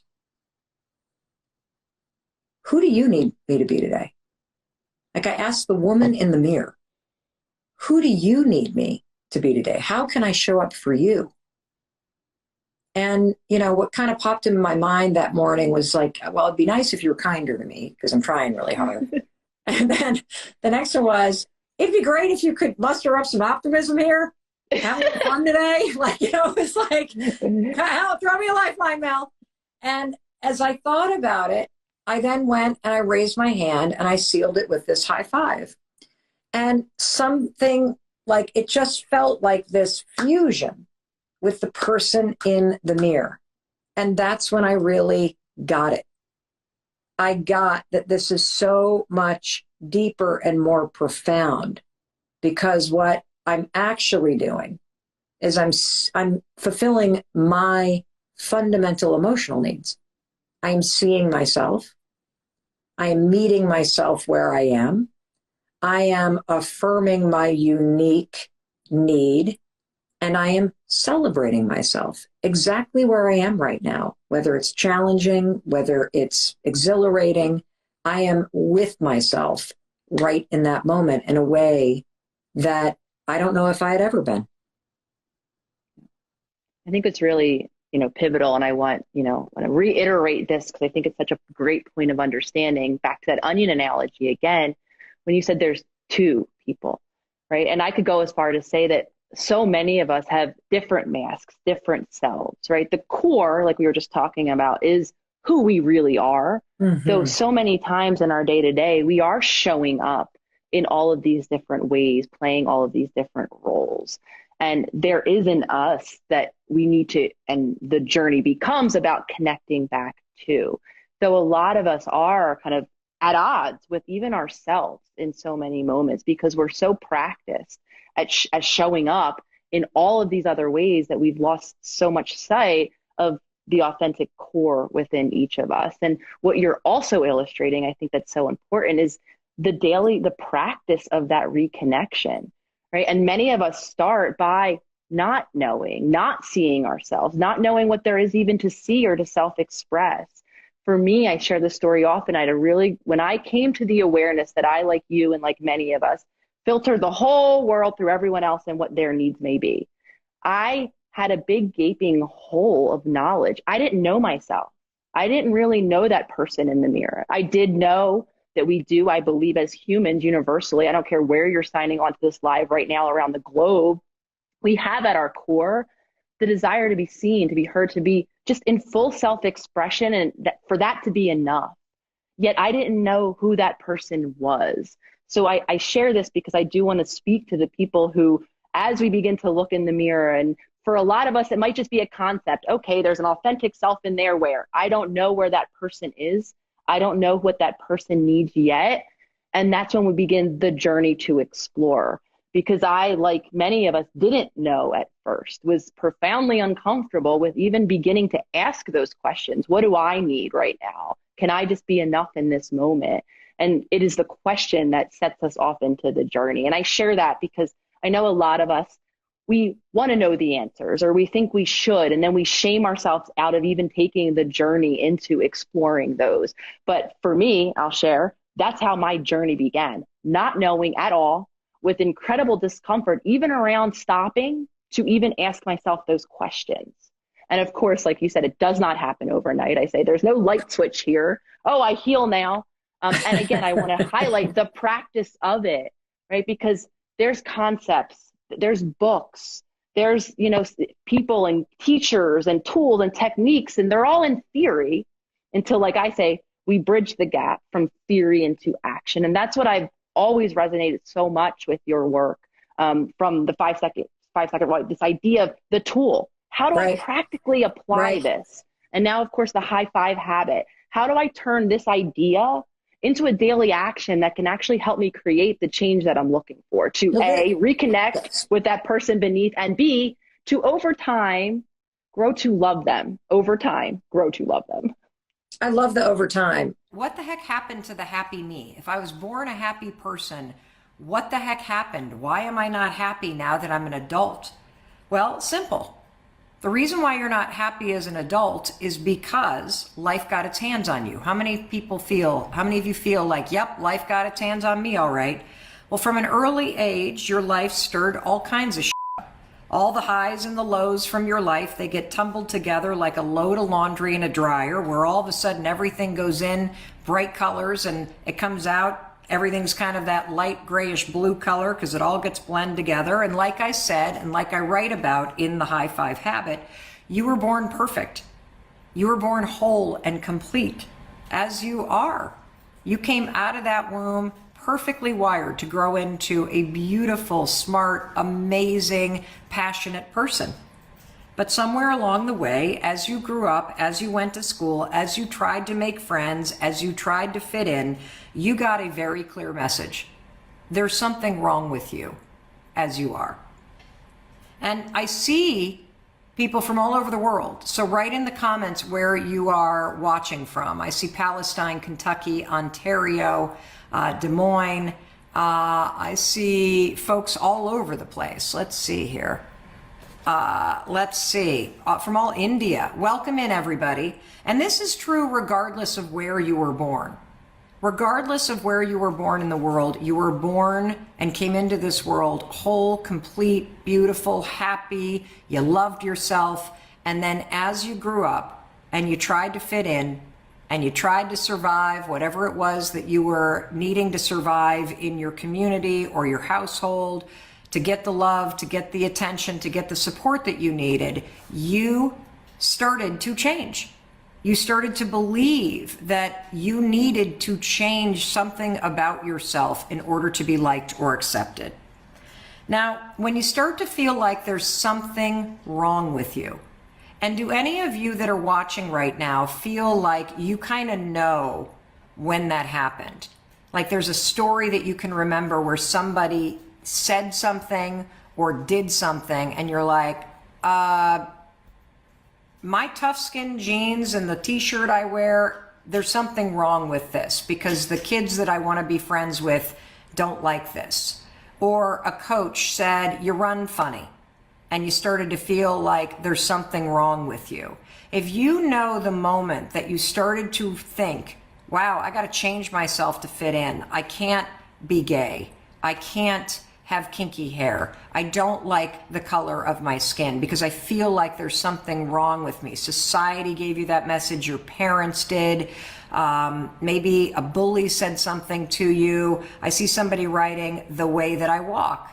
I see somebody talking about the texture of their hair. I see somebody saying, I always felt like there was something wrong with me. Well, let me tell you something, everybody. I never fit in with any particular groups of friends. Let me tell you something. Every one of you is now going, I remember that feeling because I was the only immigrant in my class. I was the only Muslim in my class. I didn't look like the other people. I didn't feel like the other people. My father was so critical, right? When you start to get this message from society or other people or just this perception that you have that something's wrong with you, this is where your obsession with changing yourself to fit in begins. This is where your obsession with people pleasing, this is where this sense that you don't belong anywhere that you go began.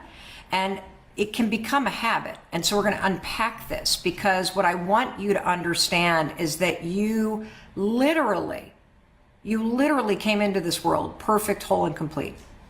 You are wired to love yourself. You're wired for love. That's why you miss it. You're wired for self-acceptance. And the world taught you that there's something about you that needs to be changed in order to be liked or loved. And it's simply not true. When you can come back home to yourself and you can accept and love yourself first, exactly where you are, exactly where you're not, then you'll know the secret to going out in the world and not feeling like you never really belong anywhere or you constantly need to tweak yourself or how you show up in order to be accepted by people. When you accept yourself as you are, when you love yourself as you are, other people liking or loving you is just a bonus, but it doesn't change how you feel about yourself. And that's what we're talking about in chapter 4 of the High Five Habit. This feeling that you feel, everybody, that there's something wrong with you, it's a very normal thing. It happens in child development. Psychologists call this moment where you suddenly go from feeling connected to yourself and perhaps to people in your family or to friends, to feeling outside of your family or feeling like you're not part of something. That they call this a break in belonging. You start to feel like you don't belong in your family or your church or your friend group or your neighborhood or even the world at large. And that feeling then creates this second break, and it's the break in feeling connected to yourself, who you really are. You know, and this break in belonging, everyone, it's normal. It happens to all of us, and it can happen a million different ways. You know, maybe you grew up and you had to move a lot, and so you were constantly changing schools, and so you always felt like an outsider looking in because every school year you needed to make new friends. Maybe you were attacked or unsafe as a child. Maybe you got called stupid or you had a critical parent because you were dyslexic. Maybe you were put in special classes, or you were the only kid who was transgender or Muslim or a refugee or black in your entire class. And so you didn't look around and see anybody that looked like you. And that made you feel like something was up. Maybe you got teased for how you looked or spoke or acted. or you felt uncomfortable getting undressed in gym class because your mom was constantly on you about your weight. And so that made you feel like, God, there's something wrong with me. I can't just love myself as I am. When your home life or your friends at school or the world itself makes you feel like you're not okay, or you're unsafe or unworthy of love, as a kid, we believe it. And it happens to all of us. No one, not you, not me, no one gets to being an adult without experiencing this kind of break in belonging and this kind of trauma. And it could have been really serious things that you survived. Maybe your dad walked out on the family, or your mom had severe depression, or your brother died by suicide. Maybe you lived growing up with the constant worry about where your next meal was coming from, or you experienced racism and bias every single day in your neighborhood, or maybe your family rejected you because you did have the courage to be who you are. You did have the courage to say that you are a gay person, or you had a parent who struggled with addiction or was constantly shaming you with the silent treatment. You know, these experiences impacted you.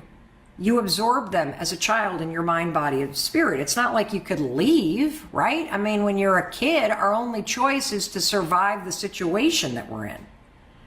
And this is especially hard on an emotional level, this sort of break in belonging. You know, I see some people saying, I didn't fully start to understand myself until my 50s. I really believe that. Me too. Like, it took me a long time, and it's my hope that in putting the high five habit out and doing the work to help you learn how to take control of your thoughts and your actions so that you can create the life that you want, that part of what happens is that you come back into accepting, loving, and knowing yourself. It's the ultimate secret weapon, everyone. So when something happens to you as a kid, you don't have the life experience or the support system to process what's happening. So you absorb it in your nervous system and coping patterns and thoughts. You know, as I said, your only option when you're a kid is to just survive it. And you know, what's interesting, and I think this is a fundamental flaw in human wiring, there's so much amazing intelligence in the way that you and I are designed, all human beings. If you think about all of the sophisticated wiring in your brain, in your body, your nervous system, your digestive system, your heartbeat, how your body's constantly learning and creating new cells, like, it's freaking mind-blowingly cool. But one thing that's really screwed up about all of us, and I think it's a flaw in human design, is that when something happens to you or to me as a child, we don't have the life experience or the default thinking patterns in our brain to go, wait a minute, this is really f***ed up. We don't have the ability to be objective and go, these adults need to be arrested because this is not okay. We don't have the support system or the life experience to go, wow, if this kid is hurting me, I'm sure somebody's hurting this kid at their house. What happens is that when something bad or scary or stressful happens to you as a kid, do you know what we all do? We point it right back at ourselves. We literally say to ourselves, something must be wrong with me. Something must be wrong with me. If my parents treat me like this, something must be wrong with me. If these kids don't include me, something must be wrong with me. We turn it back on ourselves because we don't know any better. We're just kids, and that's when it happens. You start to get this default kind of filter about your whole life where you look at the world and you have this default opinion that something's wrong with you. And it's just simply not true, okay? And I'm going to teach you that you can change that. You can change that. You can live your life without ever thinking something's wrong with me. Are there things that you need to change? Of course. There's always going to be things that you need to change because you're always going to be changing and life's always going to be changing around you. But those are opportunities. It doesn't mean that there's something fundamentally flawed about you. You might have some thinking patterns that are broken based on where you are right now. You might have some habits that don't work for you anymore. That doesn't mean something's wrong. It means there's something you need to change. That's it. That's it. So, you know, I did the same thing. When I was 9 years old, I was molested by an older kid. And what was my immediate reaction and processing? That I had done something wrong. Of course I hadn't done something wrong, but that's just how the kid brain works. Something's wrong with me. And you know, it's what our son did when he was bullied at a summer camp that we sent him to. What he did is he hid his pain, and then he blamed himself for being the one that this bully picked on in the cabin. And you know, I of course blame myself for not picking up on the clues sooner and ripping our son right out of that freaking camp. I'm sure that's what you did too with the experiences you survived. You made the things that were done to you or the situations that you survived as a child mean that something's wrong with you, that you're damaged or that you're not lovable or you're unworthy or you're not good enough. That is up, and we all do it. The truth is you were just a kid doing the best that you could. And what's awesome about seeing your past experiences this way is that when you realize we all have this flaw in terms of the way that the brain processes trauma and stress and scary situations and abuse and violence and all the things that you can experience as a kid, is that when you understand that this is what happened, you can change this default in terms of your opinion about yourself. Because when you think there's something wrong with you, of course you're going to be a people pleaser. Of course you're going to have imposter syndrome. Of course you're going to have anxiety. Of course you're going to feel on edge because your default opinion is there's something that's not okay with you. And that's not true. There are opportunities for you to heal. There are opportunities for you to upgrade your habits. There are opportunities for you to think differently. There are opportunities for you to heal your nervous system, all of which we talk about in the High Five Habit book, using science and simple things that you can do. So, you know, whether you were dealing with a critical mom or parents who got divorced or racist microaggressions every day or physical abuse, you did what I did. You turned this stuff back on yourself. It's why you think you're not good enough. That is a massive flaw in human design. Instead of blaming the people that hurt you or blaming society, you blame yourself. And you think there's something wrong with me. Now, as much as I hate to admit it, as a parent, we often send that message to our children that there's something wrong with you or that I don't like you how you are. And we do it unintentionally sometimes. I mean, sometimes it's pretty overt. You know, if your parent is hypercritical or a real jerk, they might be doing it overtly. Doesn't mean there's something wrong with you, by the way. It means they have trauma. They're taking it out on you. There's something they need to deal with. So here's the story I promised to tell you. This is the lesson I didn't mean to teach our son. And the lesson that I taught him that I did not mean to teach him is that I don't like you and I'm not going to love you unless you look the way I want you to look. Okay? That's the lesson I unintentionally taught him. So I'm about to tell you a story. I'm on page 56 in chapter 4 of the High Five Habit. I'm about to tell you a story that I hate because it makes me feel like a terrible mom. But I'm sharing it because the story illustrates just how loud and consistent this message is, that there's something wrong with who you are, what you look like, and how you express yourself. And to take it a deeper level, that unless you fix it, I don't love you. I reject you because I'm not going to accept who you are, what you look like, or how you express yourself. So when our son Oakley was in the 6th grade, he dyed the ends of his hair because he was a huge fan of the video gamer Ninja. And it looked really cool, and he loved it, and I loved it. And then our son changed schools in 7th grade. And as we were leading up to the first day at his new school, I started to worry that the kids at his new school might be mean to him if he showed up on day 1 and he had blue hair. Look, it's hard enough to be the new kid in 7th grade, right? Try being the new kid with blue hair. Actually, try being the new kid with blue hair who's got a neurotic mother who's desperately trying to make you change who you are and what you look like. Yes, this book is available online. You can get it at Amazon. You can listen to it on Audible. It's coming out in 31 languages. They're starting to release around the world. And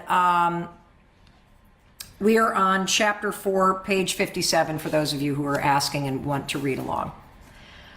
So for weeks, you guys, I'm not proud to admit this, I kept asking our son, hey, you want to get a haircut before school? And maybe cut those tips off? You know, maybe try something new? Now, our son, here's the most important part. Our son, 7th grader, he's not nervous about his hair. He's not nervous about what he looks like. He's completely comfortable. He chose the blue. He loves the blue. He wasn't nervous or rejecting himself. I was. And as school got closer, I kept asking him more. You sure you don't want to get a haircut? And then his older sisters piled on. You know, dude, it's not like you're a star lacrosse player. Maybe you don't want to roll into school with blue hair, dude. Well, Oakley, our son, finally caved. And he got a trim before his first day of school, and he cut the blue ends off of his hair. And here's the thing, everybody. He didn't cut the blue tips of his hair off for himself. He did it to appease our fears. See, when you're a kid, everyone's going to tell you what to do or what they'd like you to do. And you acquiesce because you want to make your mom happy. You don't want her to be upset. You don't want to disappoint anybody. You want to fit in with the cool kids. Or maybe you acquiesce because you don't have a freaking choice. But what happens is it gets conditioned into you that love and acceptance are transactional. I'm going to say it again. When you feel pressure to change who you are or how you talk or how you dress or what you look like because your parents or your friends pressure you to, you're learning that love and acceptance are transactional. If you do what I say, then I'll love you. If you look the way I want you to look, then I'll be nice to you. If you do exactly what I want you to do, and you dress how I want you to dress, or talk how I want you to talk, or pretend that you like the opposite sex when you don't, then I'll love you, then it'll be okay, then I'll be happy. You are learning a lesson that love and acceptance are transactional. That is horrible. And that's how you learn the lesson to withhold love and acceptance for yourself. That you won't love yourself unless you lose the weight. You won't accept yourself or support yourself or love yourself unless you get that big job and you make that money. You learn that love is transactional from your parents because you got the message that unless you behaved exactly how you were supposed to behave, they weren't going to like you.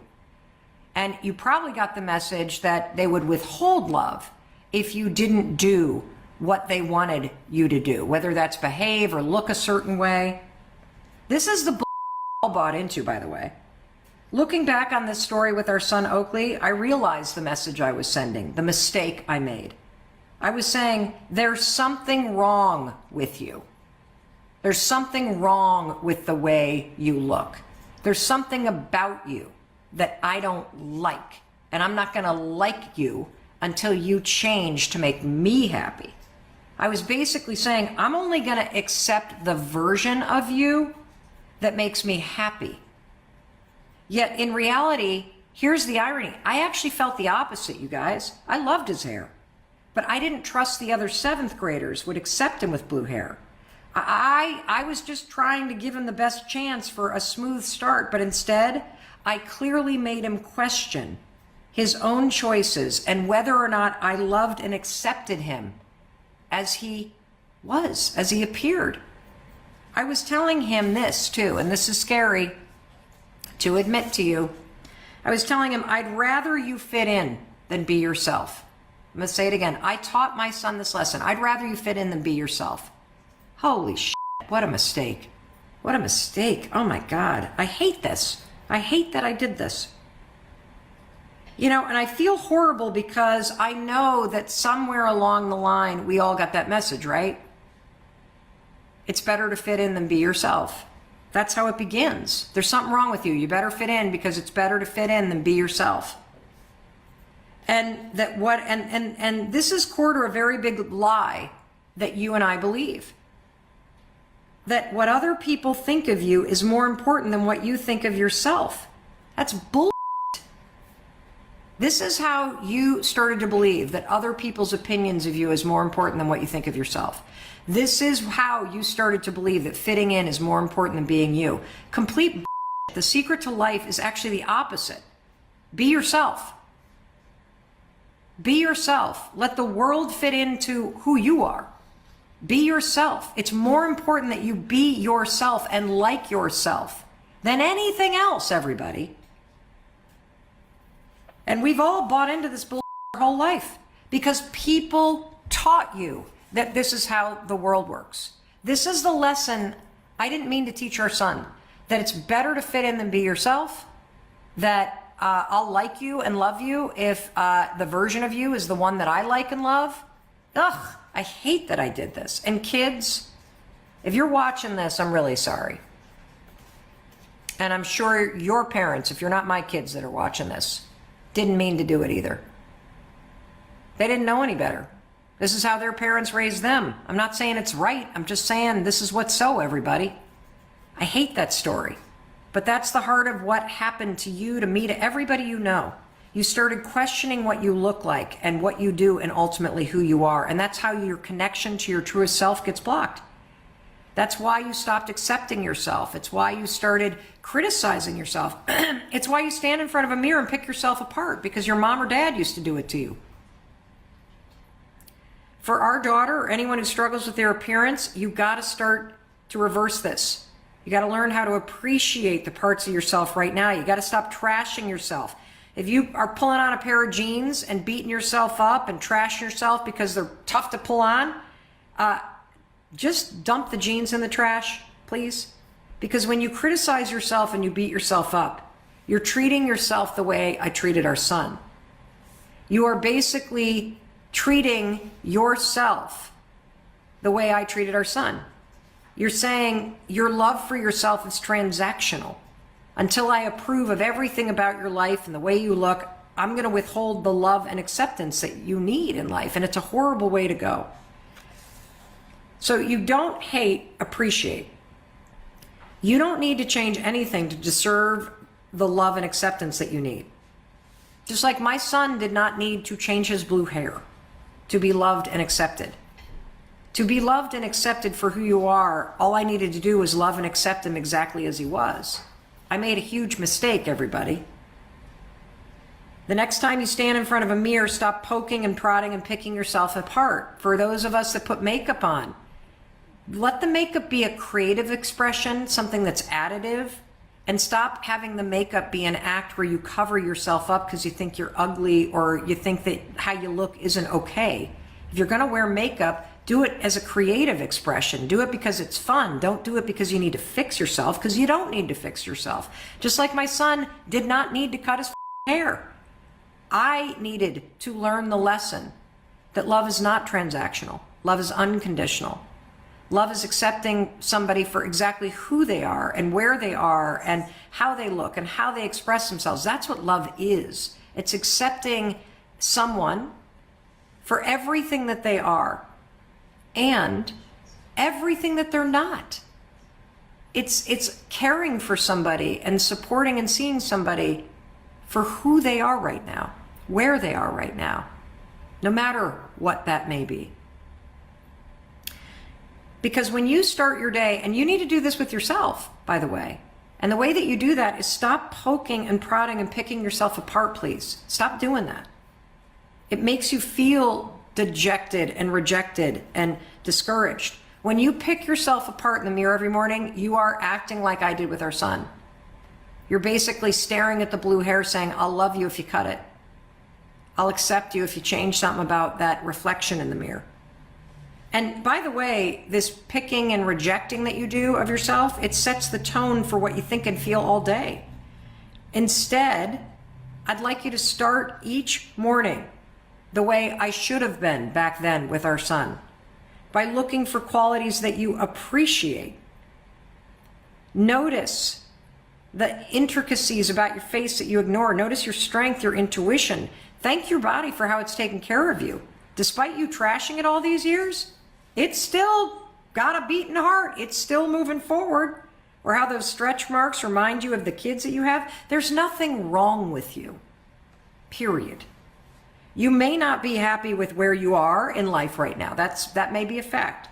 You may not be happy about the balance in your bank account. That may be a fact. You may not be happy about the number on the scale. That's a fact. You may not be happy about the size of the pants, the car you drive, where you live, who you hang out with, decisions you've made. Yeah, but here you are. Life hasn't been easy, but here you are. Resilient, intelligent, strong, still standing. Still waking up every day, pushing yourself to learn and grow and become a better person. And honestly, you know what? That makes you awesome. I love what Jordan shared with me after she started this habit of high-fiving herself in the mirror instead of tearing herself apart. She said, so often self-love is shown to be about fixing yourself.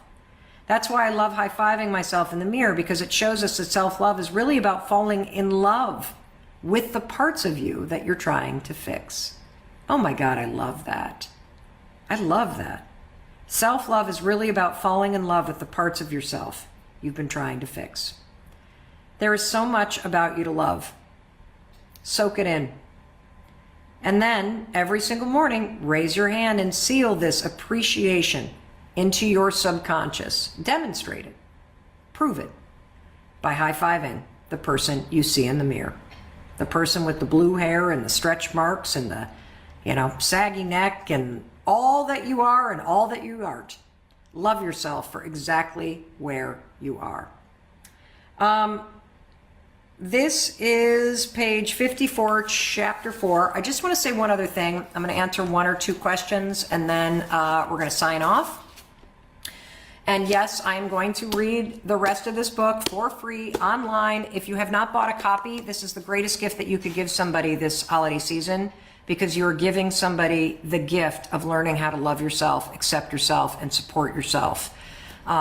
In changing your life and in creating the life that you want. So the best freaking gift you could possibly give somebody, including yourself. But I want to just say one thing, because one of the things that I also realized about telling my son, and one of the things I also realized about teaching my son this lesson I didn't mean to teach him, and the lesson is that love is transactional. That there's something about you that needs to be fixed, that I'm not going to like you or love you unless you cut this blue hair off. Even though I didn't mean to teach that lesson, it is a lesson I regret teaching him, that love is transactional, because love isn't and shouldn't be transactional. True love is unconditional and supportive and kind and compassionate. And that's what you need from yourself, and that's what you need in your relationships, and it starts with you. The other message, though, that I was sending to our son, which is just as damaging of a message, is I was basically saying to him, if other kids tease you about your blue hair, or they reject you for how you look, you're not strong enough to handle it. So you better cut your hair, you better change yourself, because you're not strong enough to stand in who you are. That is the second lesson that I mistakenly taught him, because the fact of the matter is that I should have said that I love your hair, you walk in there, and if somebody said something, then I could have talked to him, coached him, and supported him in standing strong in who he is, to make him understand that when somebody attacks somebody else, it sucks and it feels bad, but it's always a reflection of some insecurity. Anybody that teases a kid with blue hair is afraid that the kid with blue hair is about to become more popular than them, because they're way cooler than them, and they clearly have parents that aren't controlling freaks like I used to be, that allow them to express themselves. And so the attacking comes more out of jealousy and insecurity than anything else. A lesson that you could easily teach a 7th grader and that they can get. And you can also then teach them, you have the power to stand in who you are. You are bigger than fitting in. You are more powerful than somebody else's criticism. And you have the tools, the resources, and the support system to withstand that kind of teasing, to get the support that you need, and to not change yourself because of some tool at school that is saying something annoying. And the question is this, Mel, why am I constantly victimizing myself? Why am I beating myself up? It's a great question, and here's what we're going to talk about today. You need to stop victimizing yourself. You need to stop beating yourself up. You need to stop telling yourself that you're a bad person or selfish person. You got to stop with this crap, all right? And we're going to address it today in this video. And here's how this is going to roll. I am reading my international New York Times best-selling book, The High Five Habits You Cover to Cover. Today, chapter 5, we're starting on page 63. The title of this chapter, Why Am I Broken? Or not, that's not what the title is. The title is, Am I Broken? Because you're not broken. Sometimes you feel broken, and the reason why you feel broken is because of the victimizing and the crap that you keep saying to yourself in your head. And today, that's going to stop.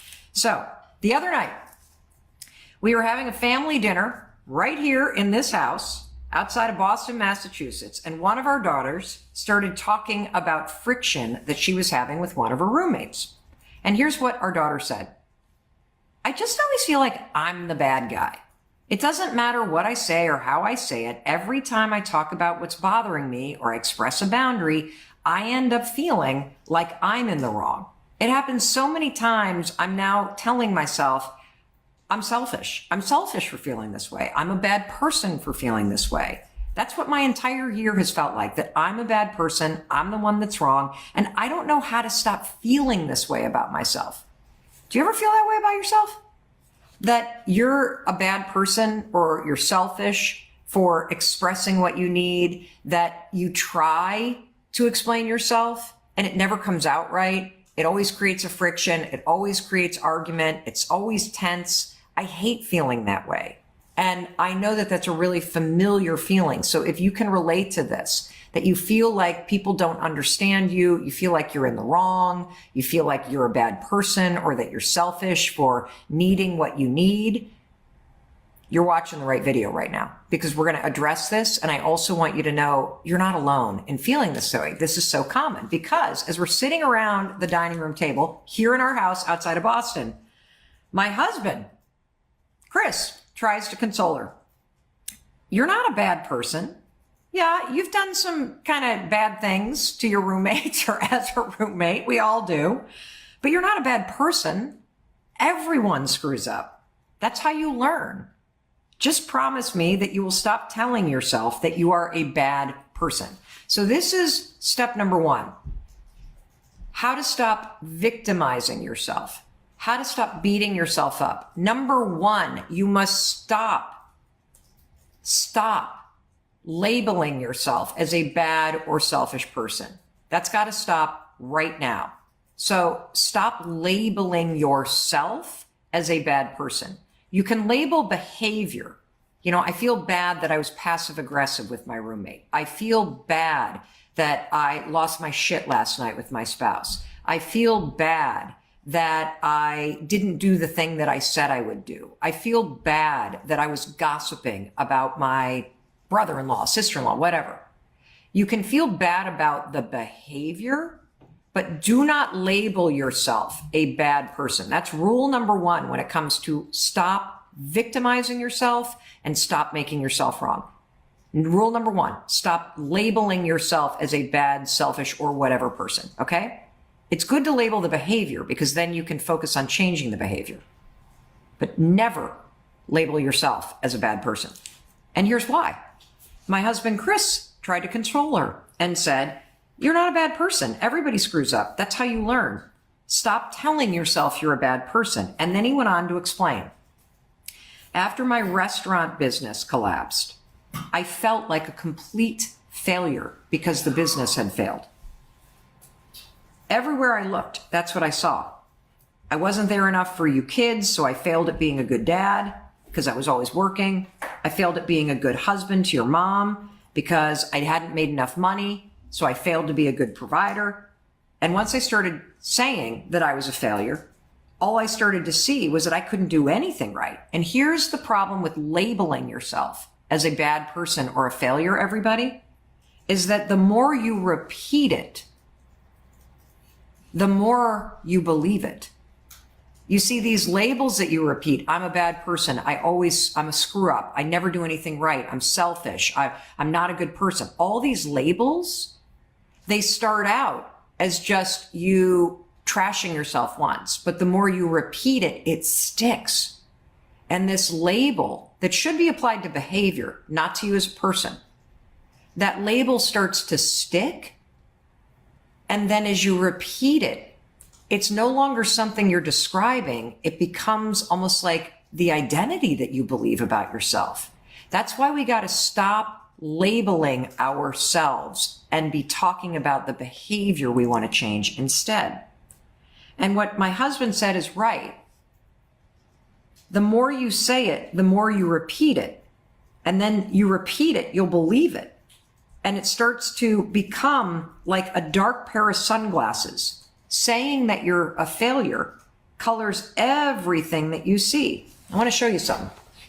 I think there's sunglasses in this drawer right here. At least I thought I saw. Oh, we did. Okay. So when you repeat behavior, like I'm a bad person, I'm a failure, I'm this, I'm that, it's literally like putting on a dark pair of sunglasses.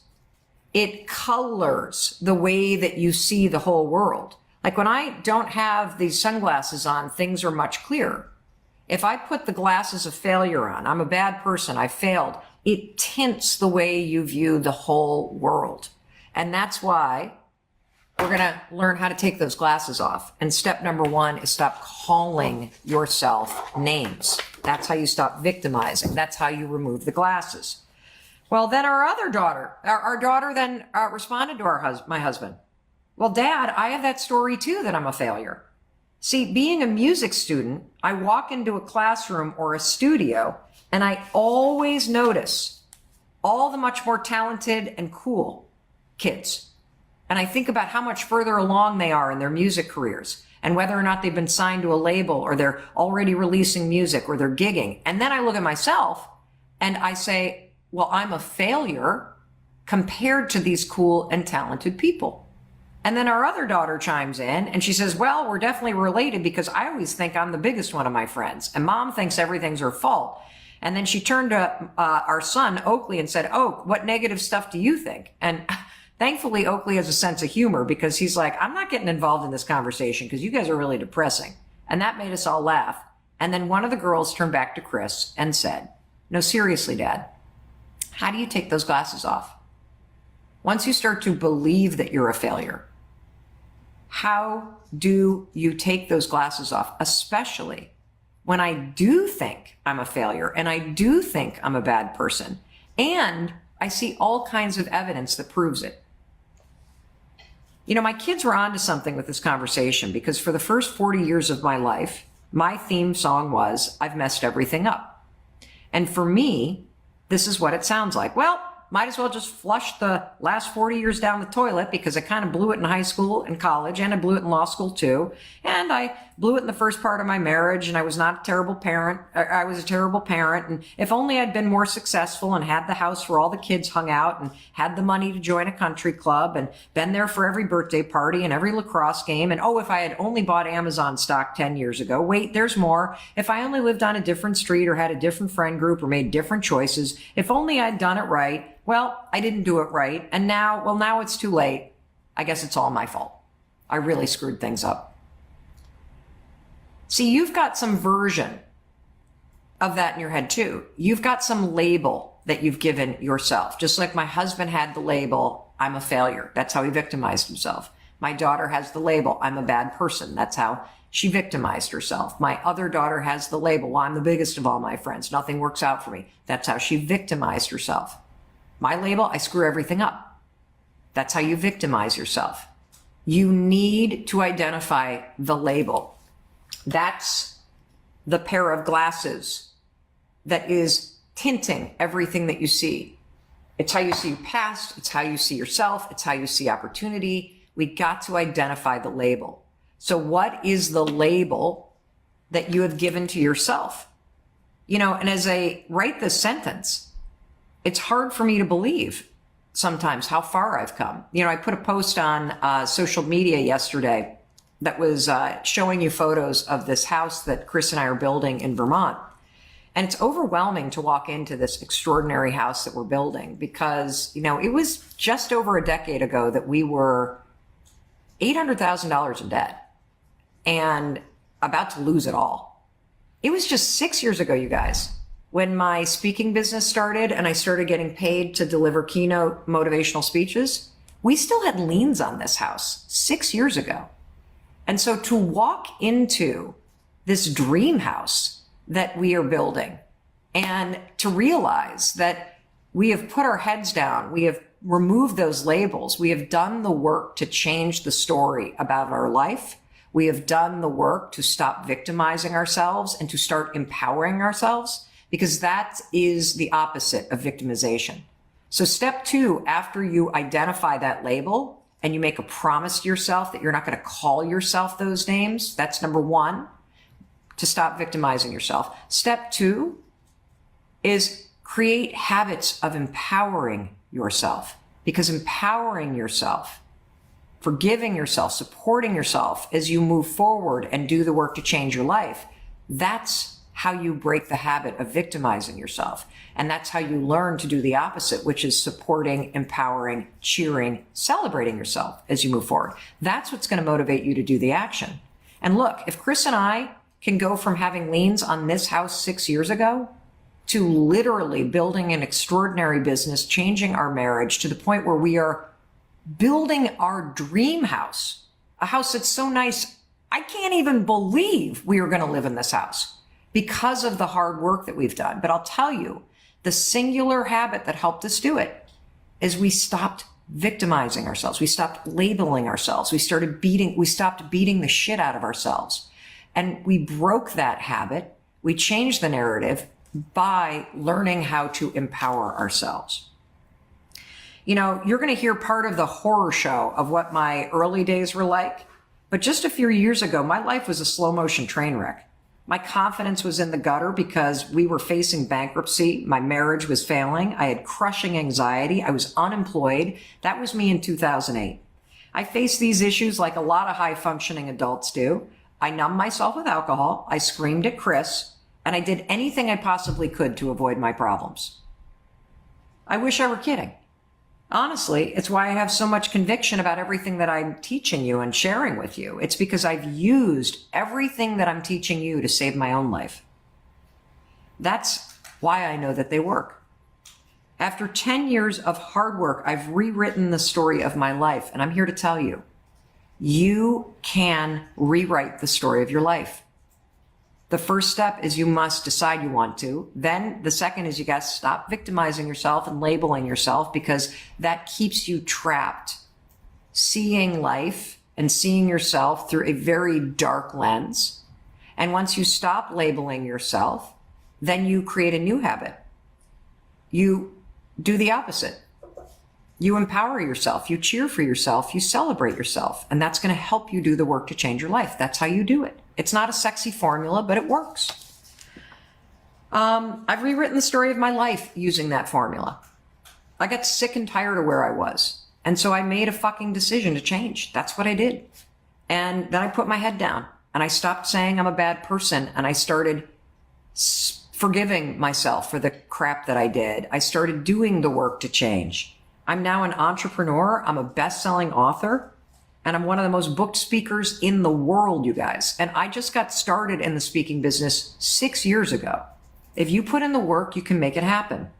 And you know, on this live stream, you see the person I've become. I confidently go after what I want. I crush it in business. I have an imperfect but beautiful 25-year marriage. We got 3 awesome kids. I am in the place that I'm meant to be. And I don't mean physical place.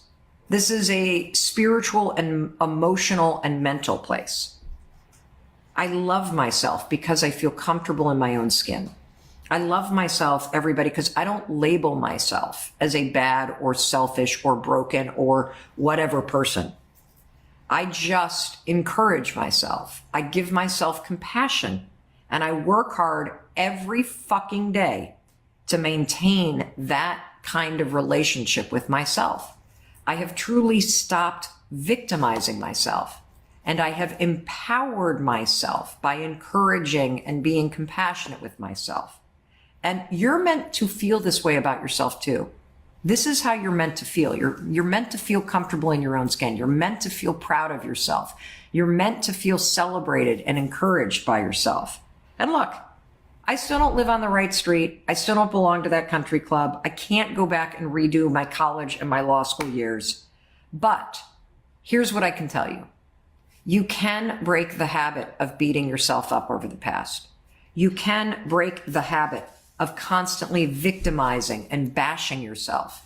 You can break the habit of labeling yourself with these horrible labels and indicting yourself by saying, you are this way. No, the behavior that you engaged in may have sucked back then, but you don't suck. You're just a human being and you're figuring things out. And now that you know what you need to do better, you can do better. And here's the truth. There's no fast track to transformation. The steps are very simple and very easy, and I just explained them. But you're going to have to work these steps in little ways every single day. You can't buy self-esteem or self-love. You're going to have to build it. And a club membership, a different house, it doesn't change what's inside you. The way you change what's inside you is it takes sweat equity. You're going to have to stand face to face with the part of you that you hate.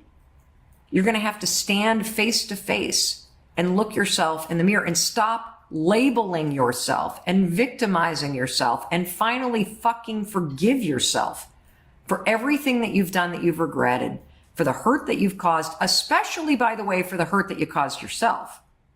And then you do the work to become a better you. That's how you stop victimizing yourself. That is how you change. It's the only way to create the self-respect and build the self-esteem that you deserve. My message to you is you can change. You can. There are do-overs in life. In fact, you get one every single morning when you wake up. Look in the mirror and you decide, who are you going to be today? Is today the day that you're going to stop saying you're a bad person? And you're going to start pushing yourself forward and encouraging yourself to act like the good person that you are. Is today going to be the day that you stop saying that you're a failure and you forgive yourself for the mistakes that you've made and you encourage yourself to start a new chapter, standing on top of all the wisdom that you learned based on those mistakes? That's where you learn shit, guys. It's not when you're winning. It's when things are broken. That's where you gain the experience and the skills that you need. You know, you can change. You can choose to change. You cannot go back in time, but you can start having your own back as you use the time you have now to take control of your future, as you encourage yourself to change your behavior, and as you start writing a new chapter that makes you proud. Not a chapter with the old label, a chapter with a new, encouraging approach to supporting yourself. You know, the hardest part, honestly, of doing this is flipping your focus from what you hate about yourself or your past, and you flip the focus toward what you want to create in your life. You know, I love the metaphor of driving a car forward. That's why a windshield is a lot bigger than the rearview mirror. You're meant to go forward. So you need to stop labeling yourself, because every time you call yourself a failure or a bad person, you're looking in the rearview mirror. You got to stop doing that, and you got to start encouraging yourself to drive forward, because that's what you deserve to do. Yep, you screwed up. Me too. You know, the worst things that you've done, witnessed, or survived, they are your most powerful teachers. So I want you to stop making yourself wrong about what happened. I want you to stop victimizing yourself and bashing yourself. And I want you to just unpack it with some compassion. Understand what happened to you. Understand why you respond like you did. Show yourself a little bit of forgiveness and curiosity. Learn the lessons that are woven into every mistake instead of labeling yourself a bad person. Because inside of everything painful that's going on, whether it's your passive aggressive behavior or your anxiety or your frustration or the cheating or the lying or the drinking or the failures or the whatever it is that you've done, inside all of that, if you will allow yourself to get curious and if you're compassionate, if you unpack it, you'll learn something about yourself that you really need to know. And you're only going to find it with a little bit of compassion. And look, when we pick up the book again and I start reading on page 67, I'm going to go first. That's right. I'm going to tell you about some of my screw ups. I'm going to share with you the gnarly, almost unrecognizable before picture of my life. I'm going to take you into 2 moments in my life that are so cringeworthy, you will not even recognize the person that I'm talking about. And sadly, they're 100% true. All right, we're going to stop right there on page 66 of chapter 5. We're going to pick up, you're not going to want to miss this in the next video, on page 67, where I take you through really the horrific shit I did when I was in college and law school. Stuff I'm not proud to share with you, but now I understand it's the result of the untreated childhood trauma that I had experienced. It's the result of having crushing anxiety that wasn't getting treated.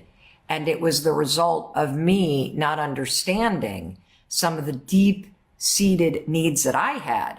And so when I share these stories with you, I think, number one, it's going to show you you're not as bad as you think you are, especially when you hear the shit that I did.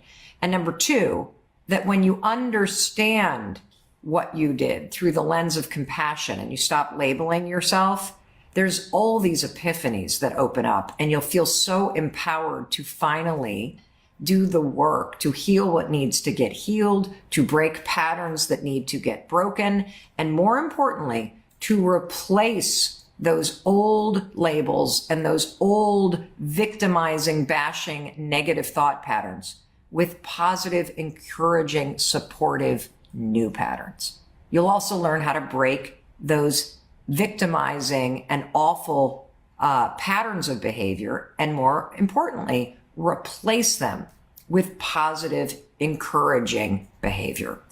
All of this is stuff that you can do. And that's what we're going to keep on doing. Starting today, you must stop labeling yourself, period. No labels, ever.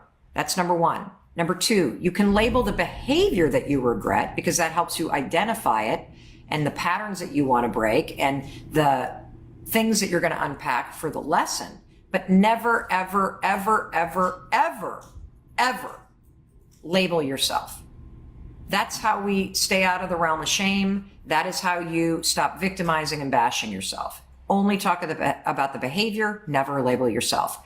And step number two, you must start to adopt habits of encouragement, habits of compassion, habits of forgiveness, and habits of celebration and self-support, because those new patterns will replace the old ones. And that's what's going to propel you forward, and it's going to help you build the life that you love. It's going to help you reconnect with yourself, and it's going to help you take off those horrible glasses that you're wearing where you view life through the lens of whatever label you got. That's how you do it. Hey, it's Mel. Thank you so much for being here. If you enjoyed that video, by God, please subscribe because I don't want you to miss a thing. Thank you so much for being here. We've got so much amazing stuff coming. Thank you so much for sending this stuff to your friends and your family. I love you. We create these videos for you. So make sure you subscribe. Mwah.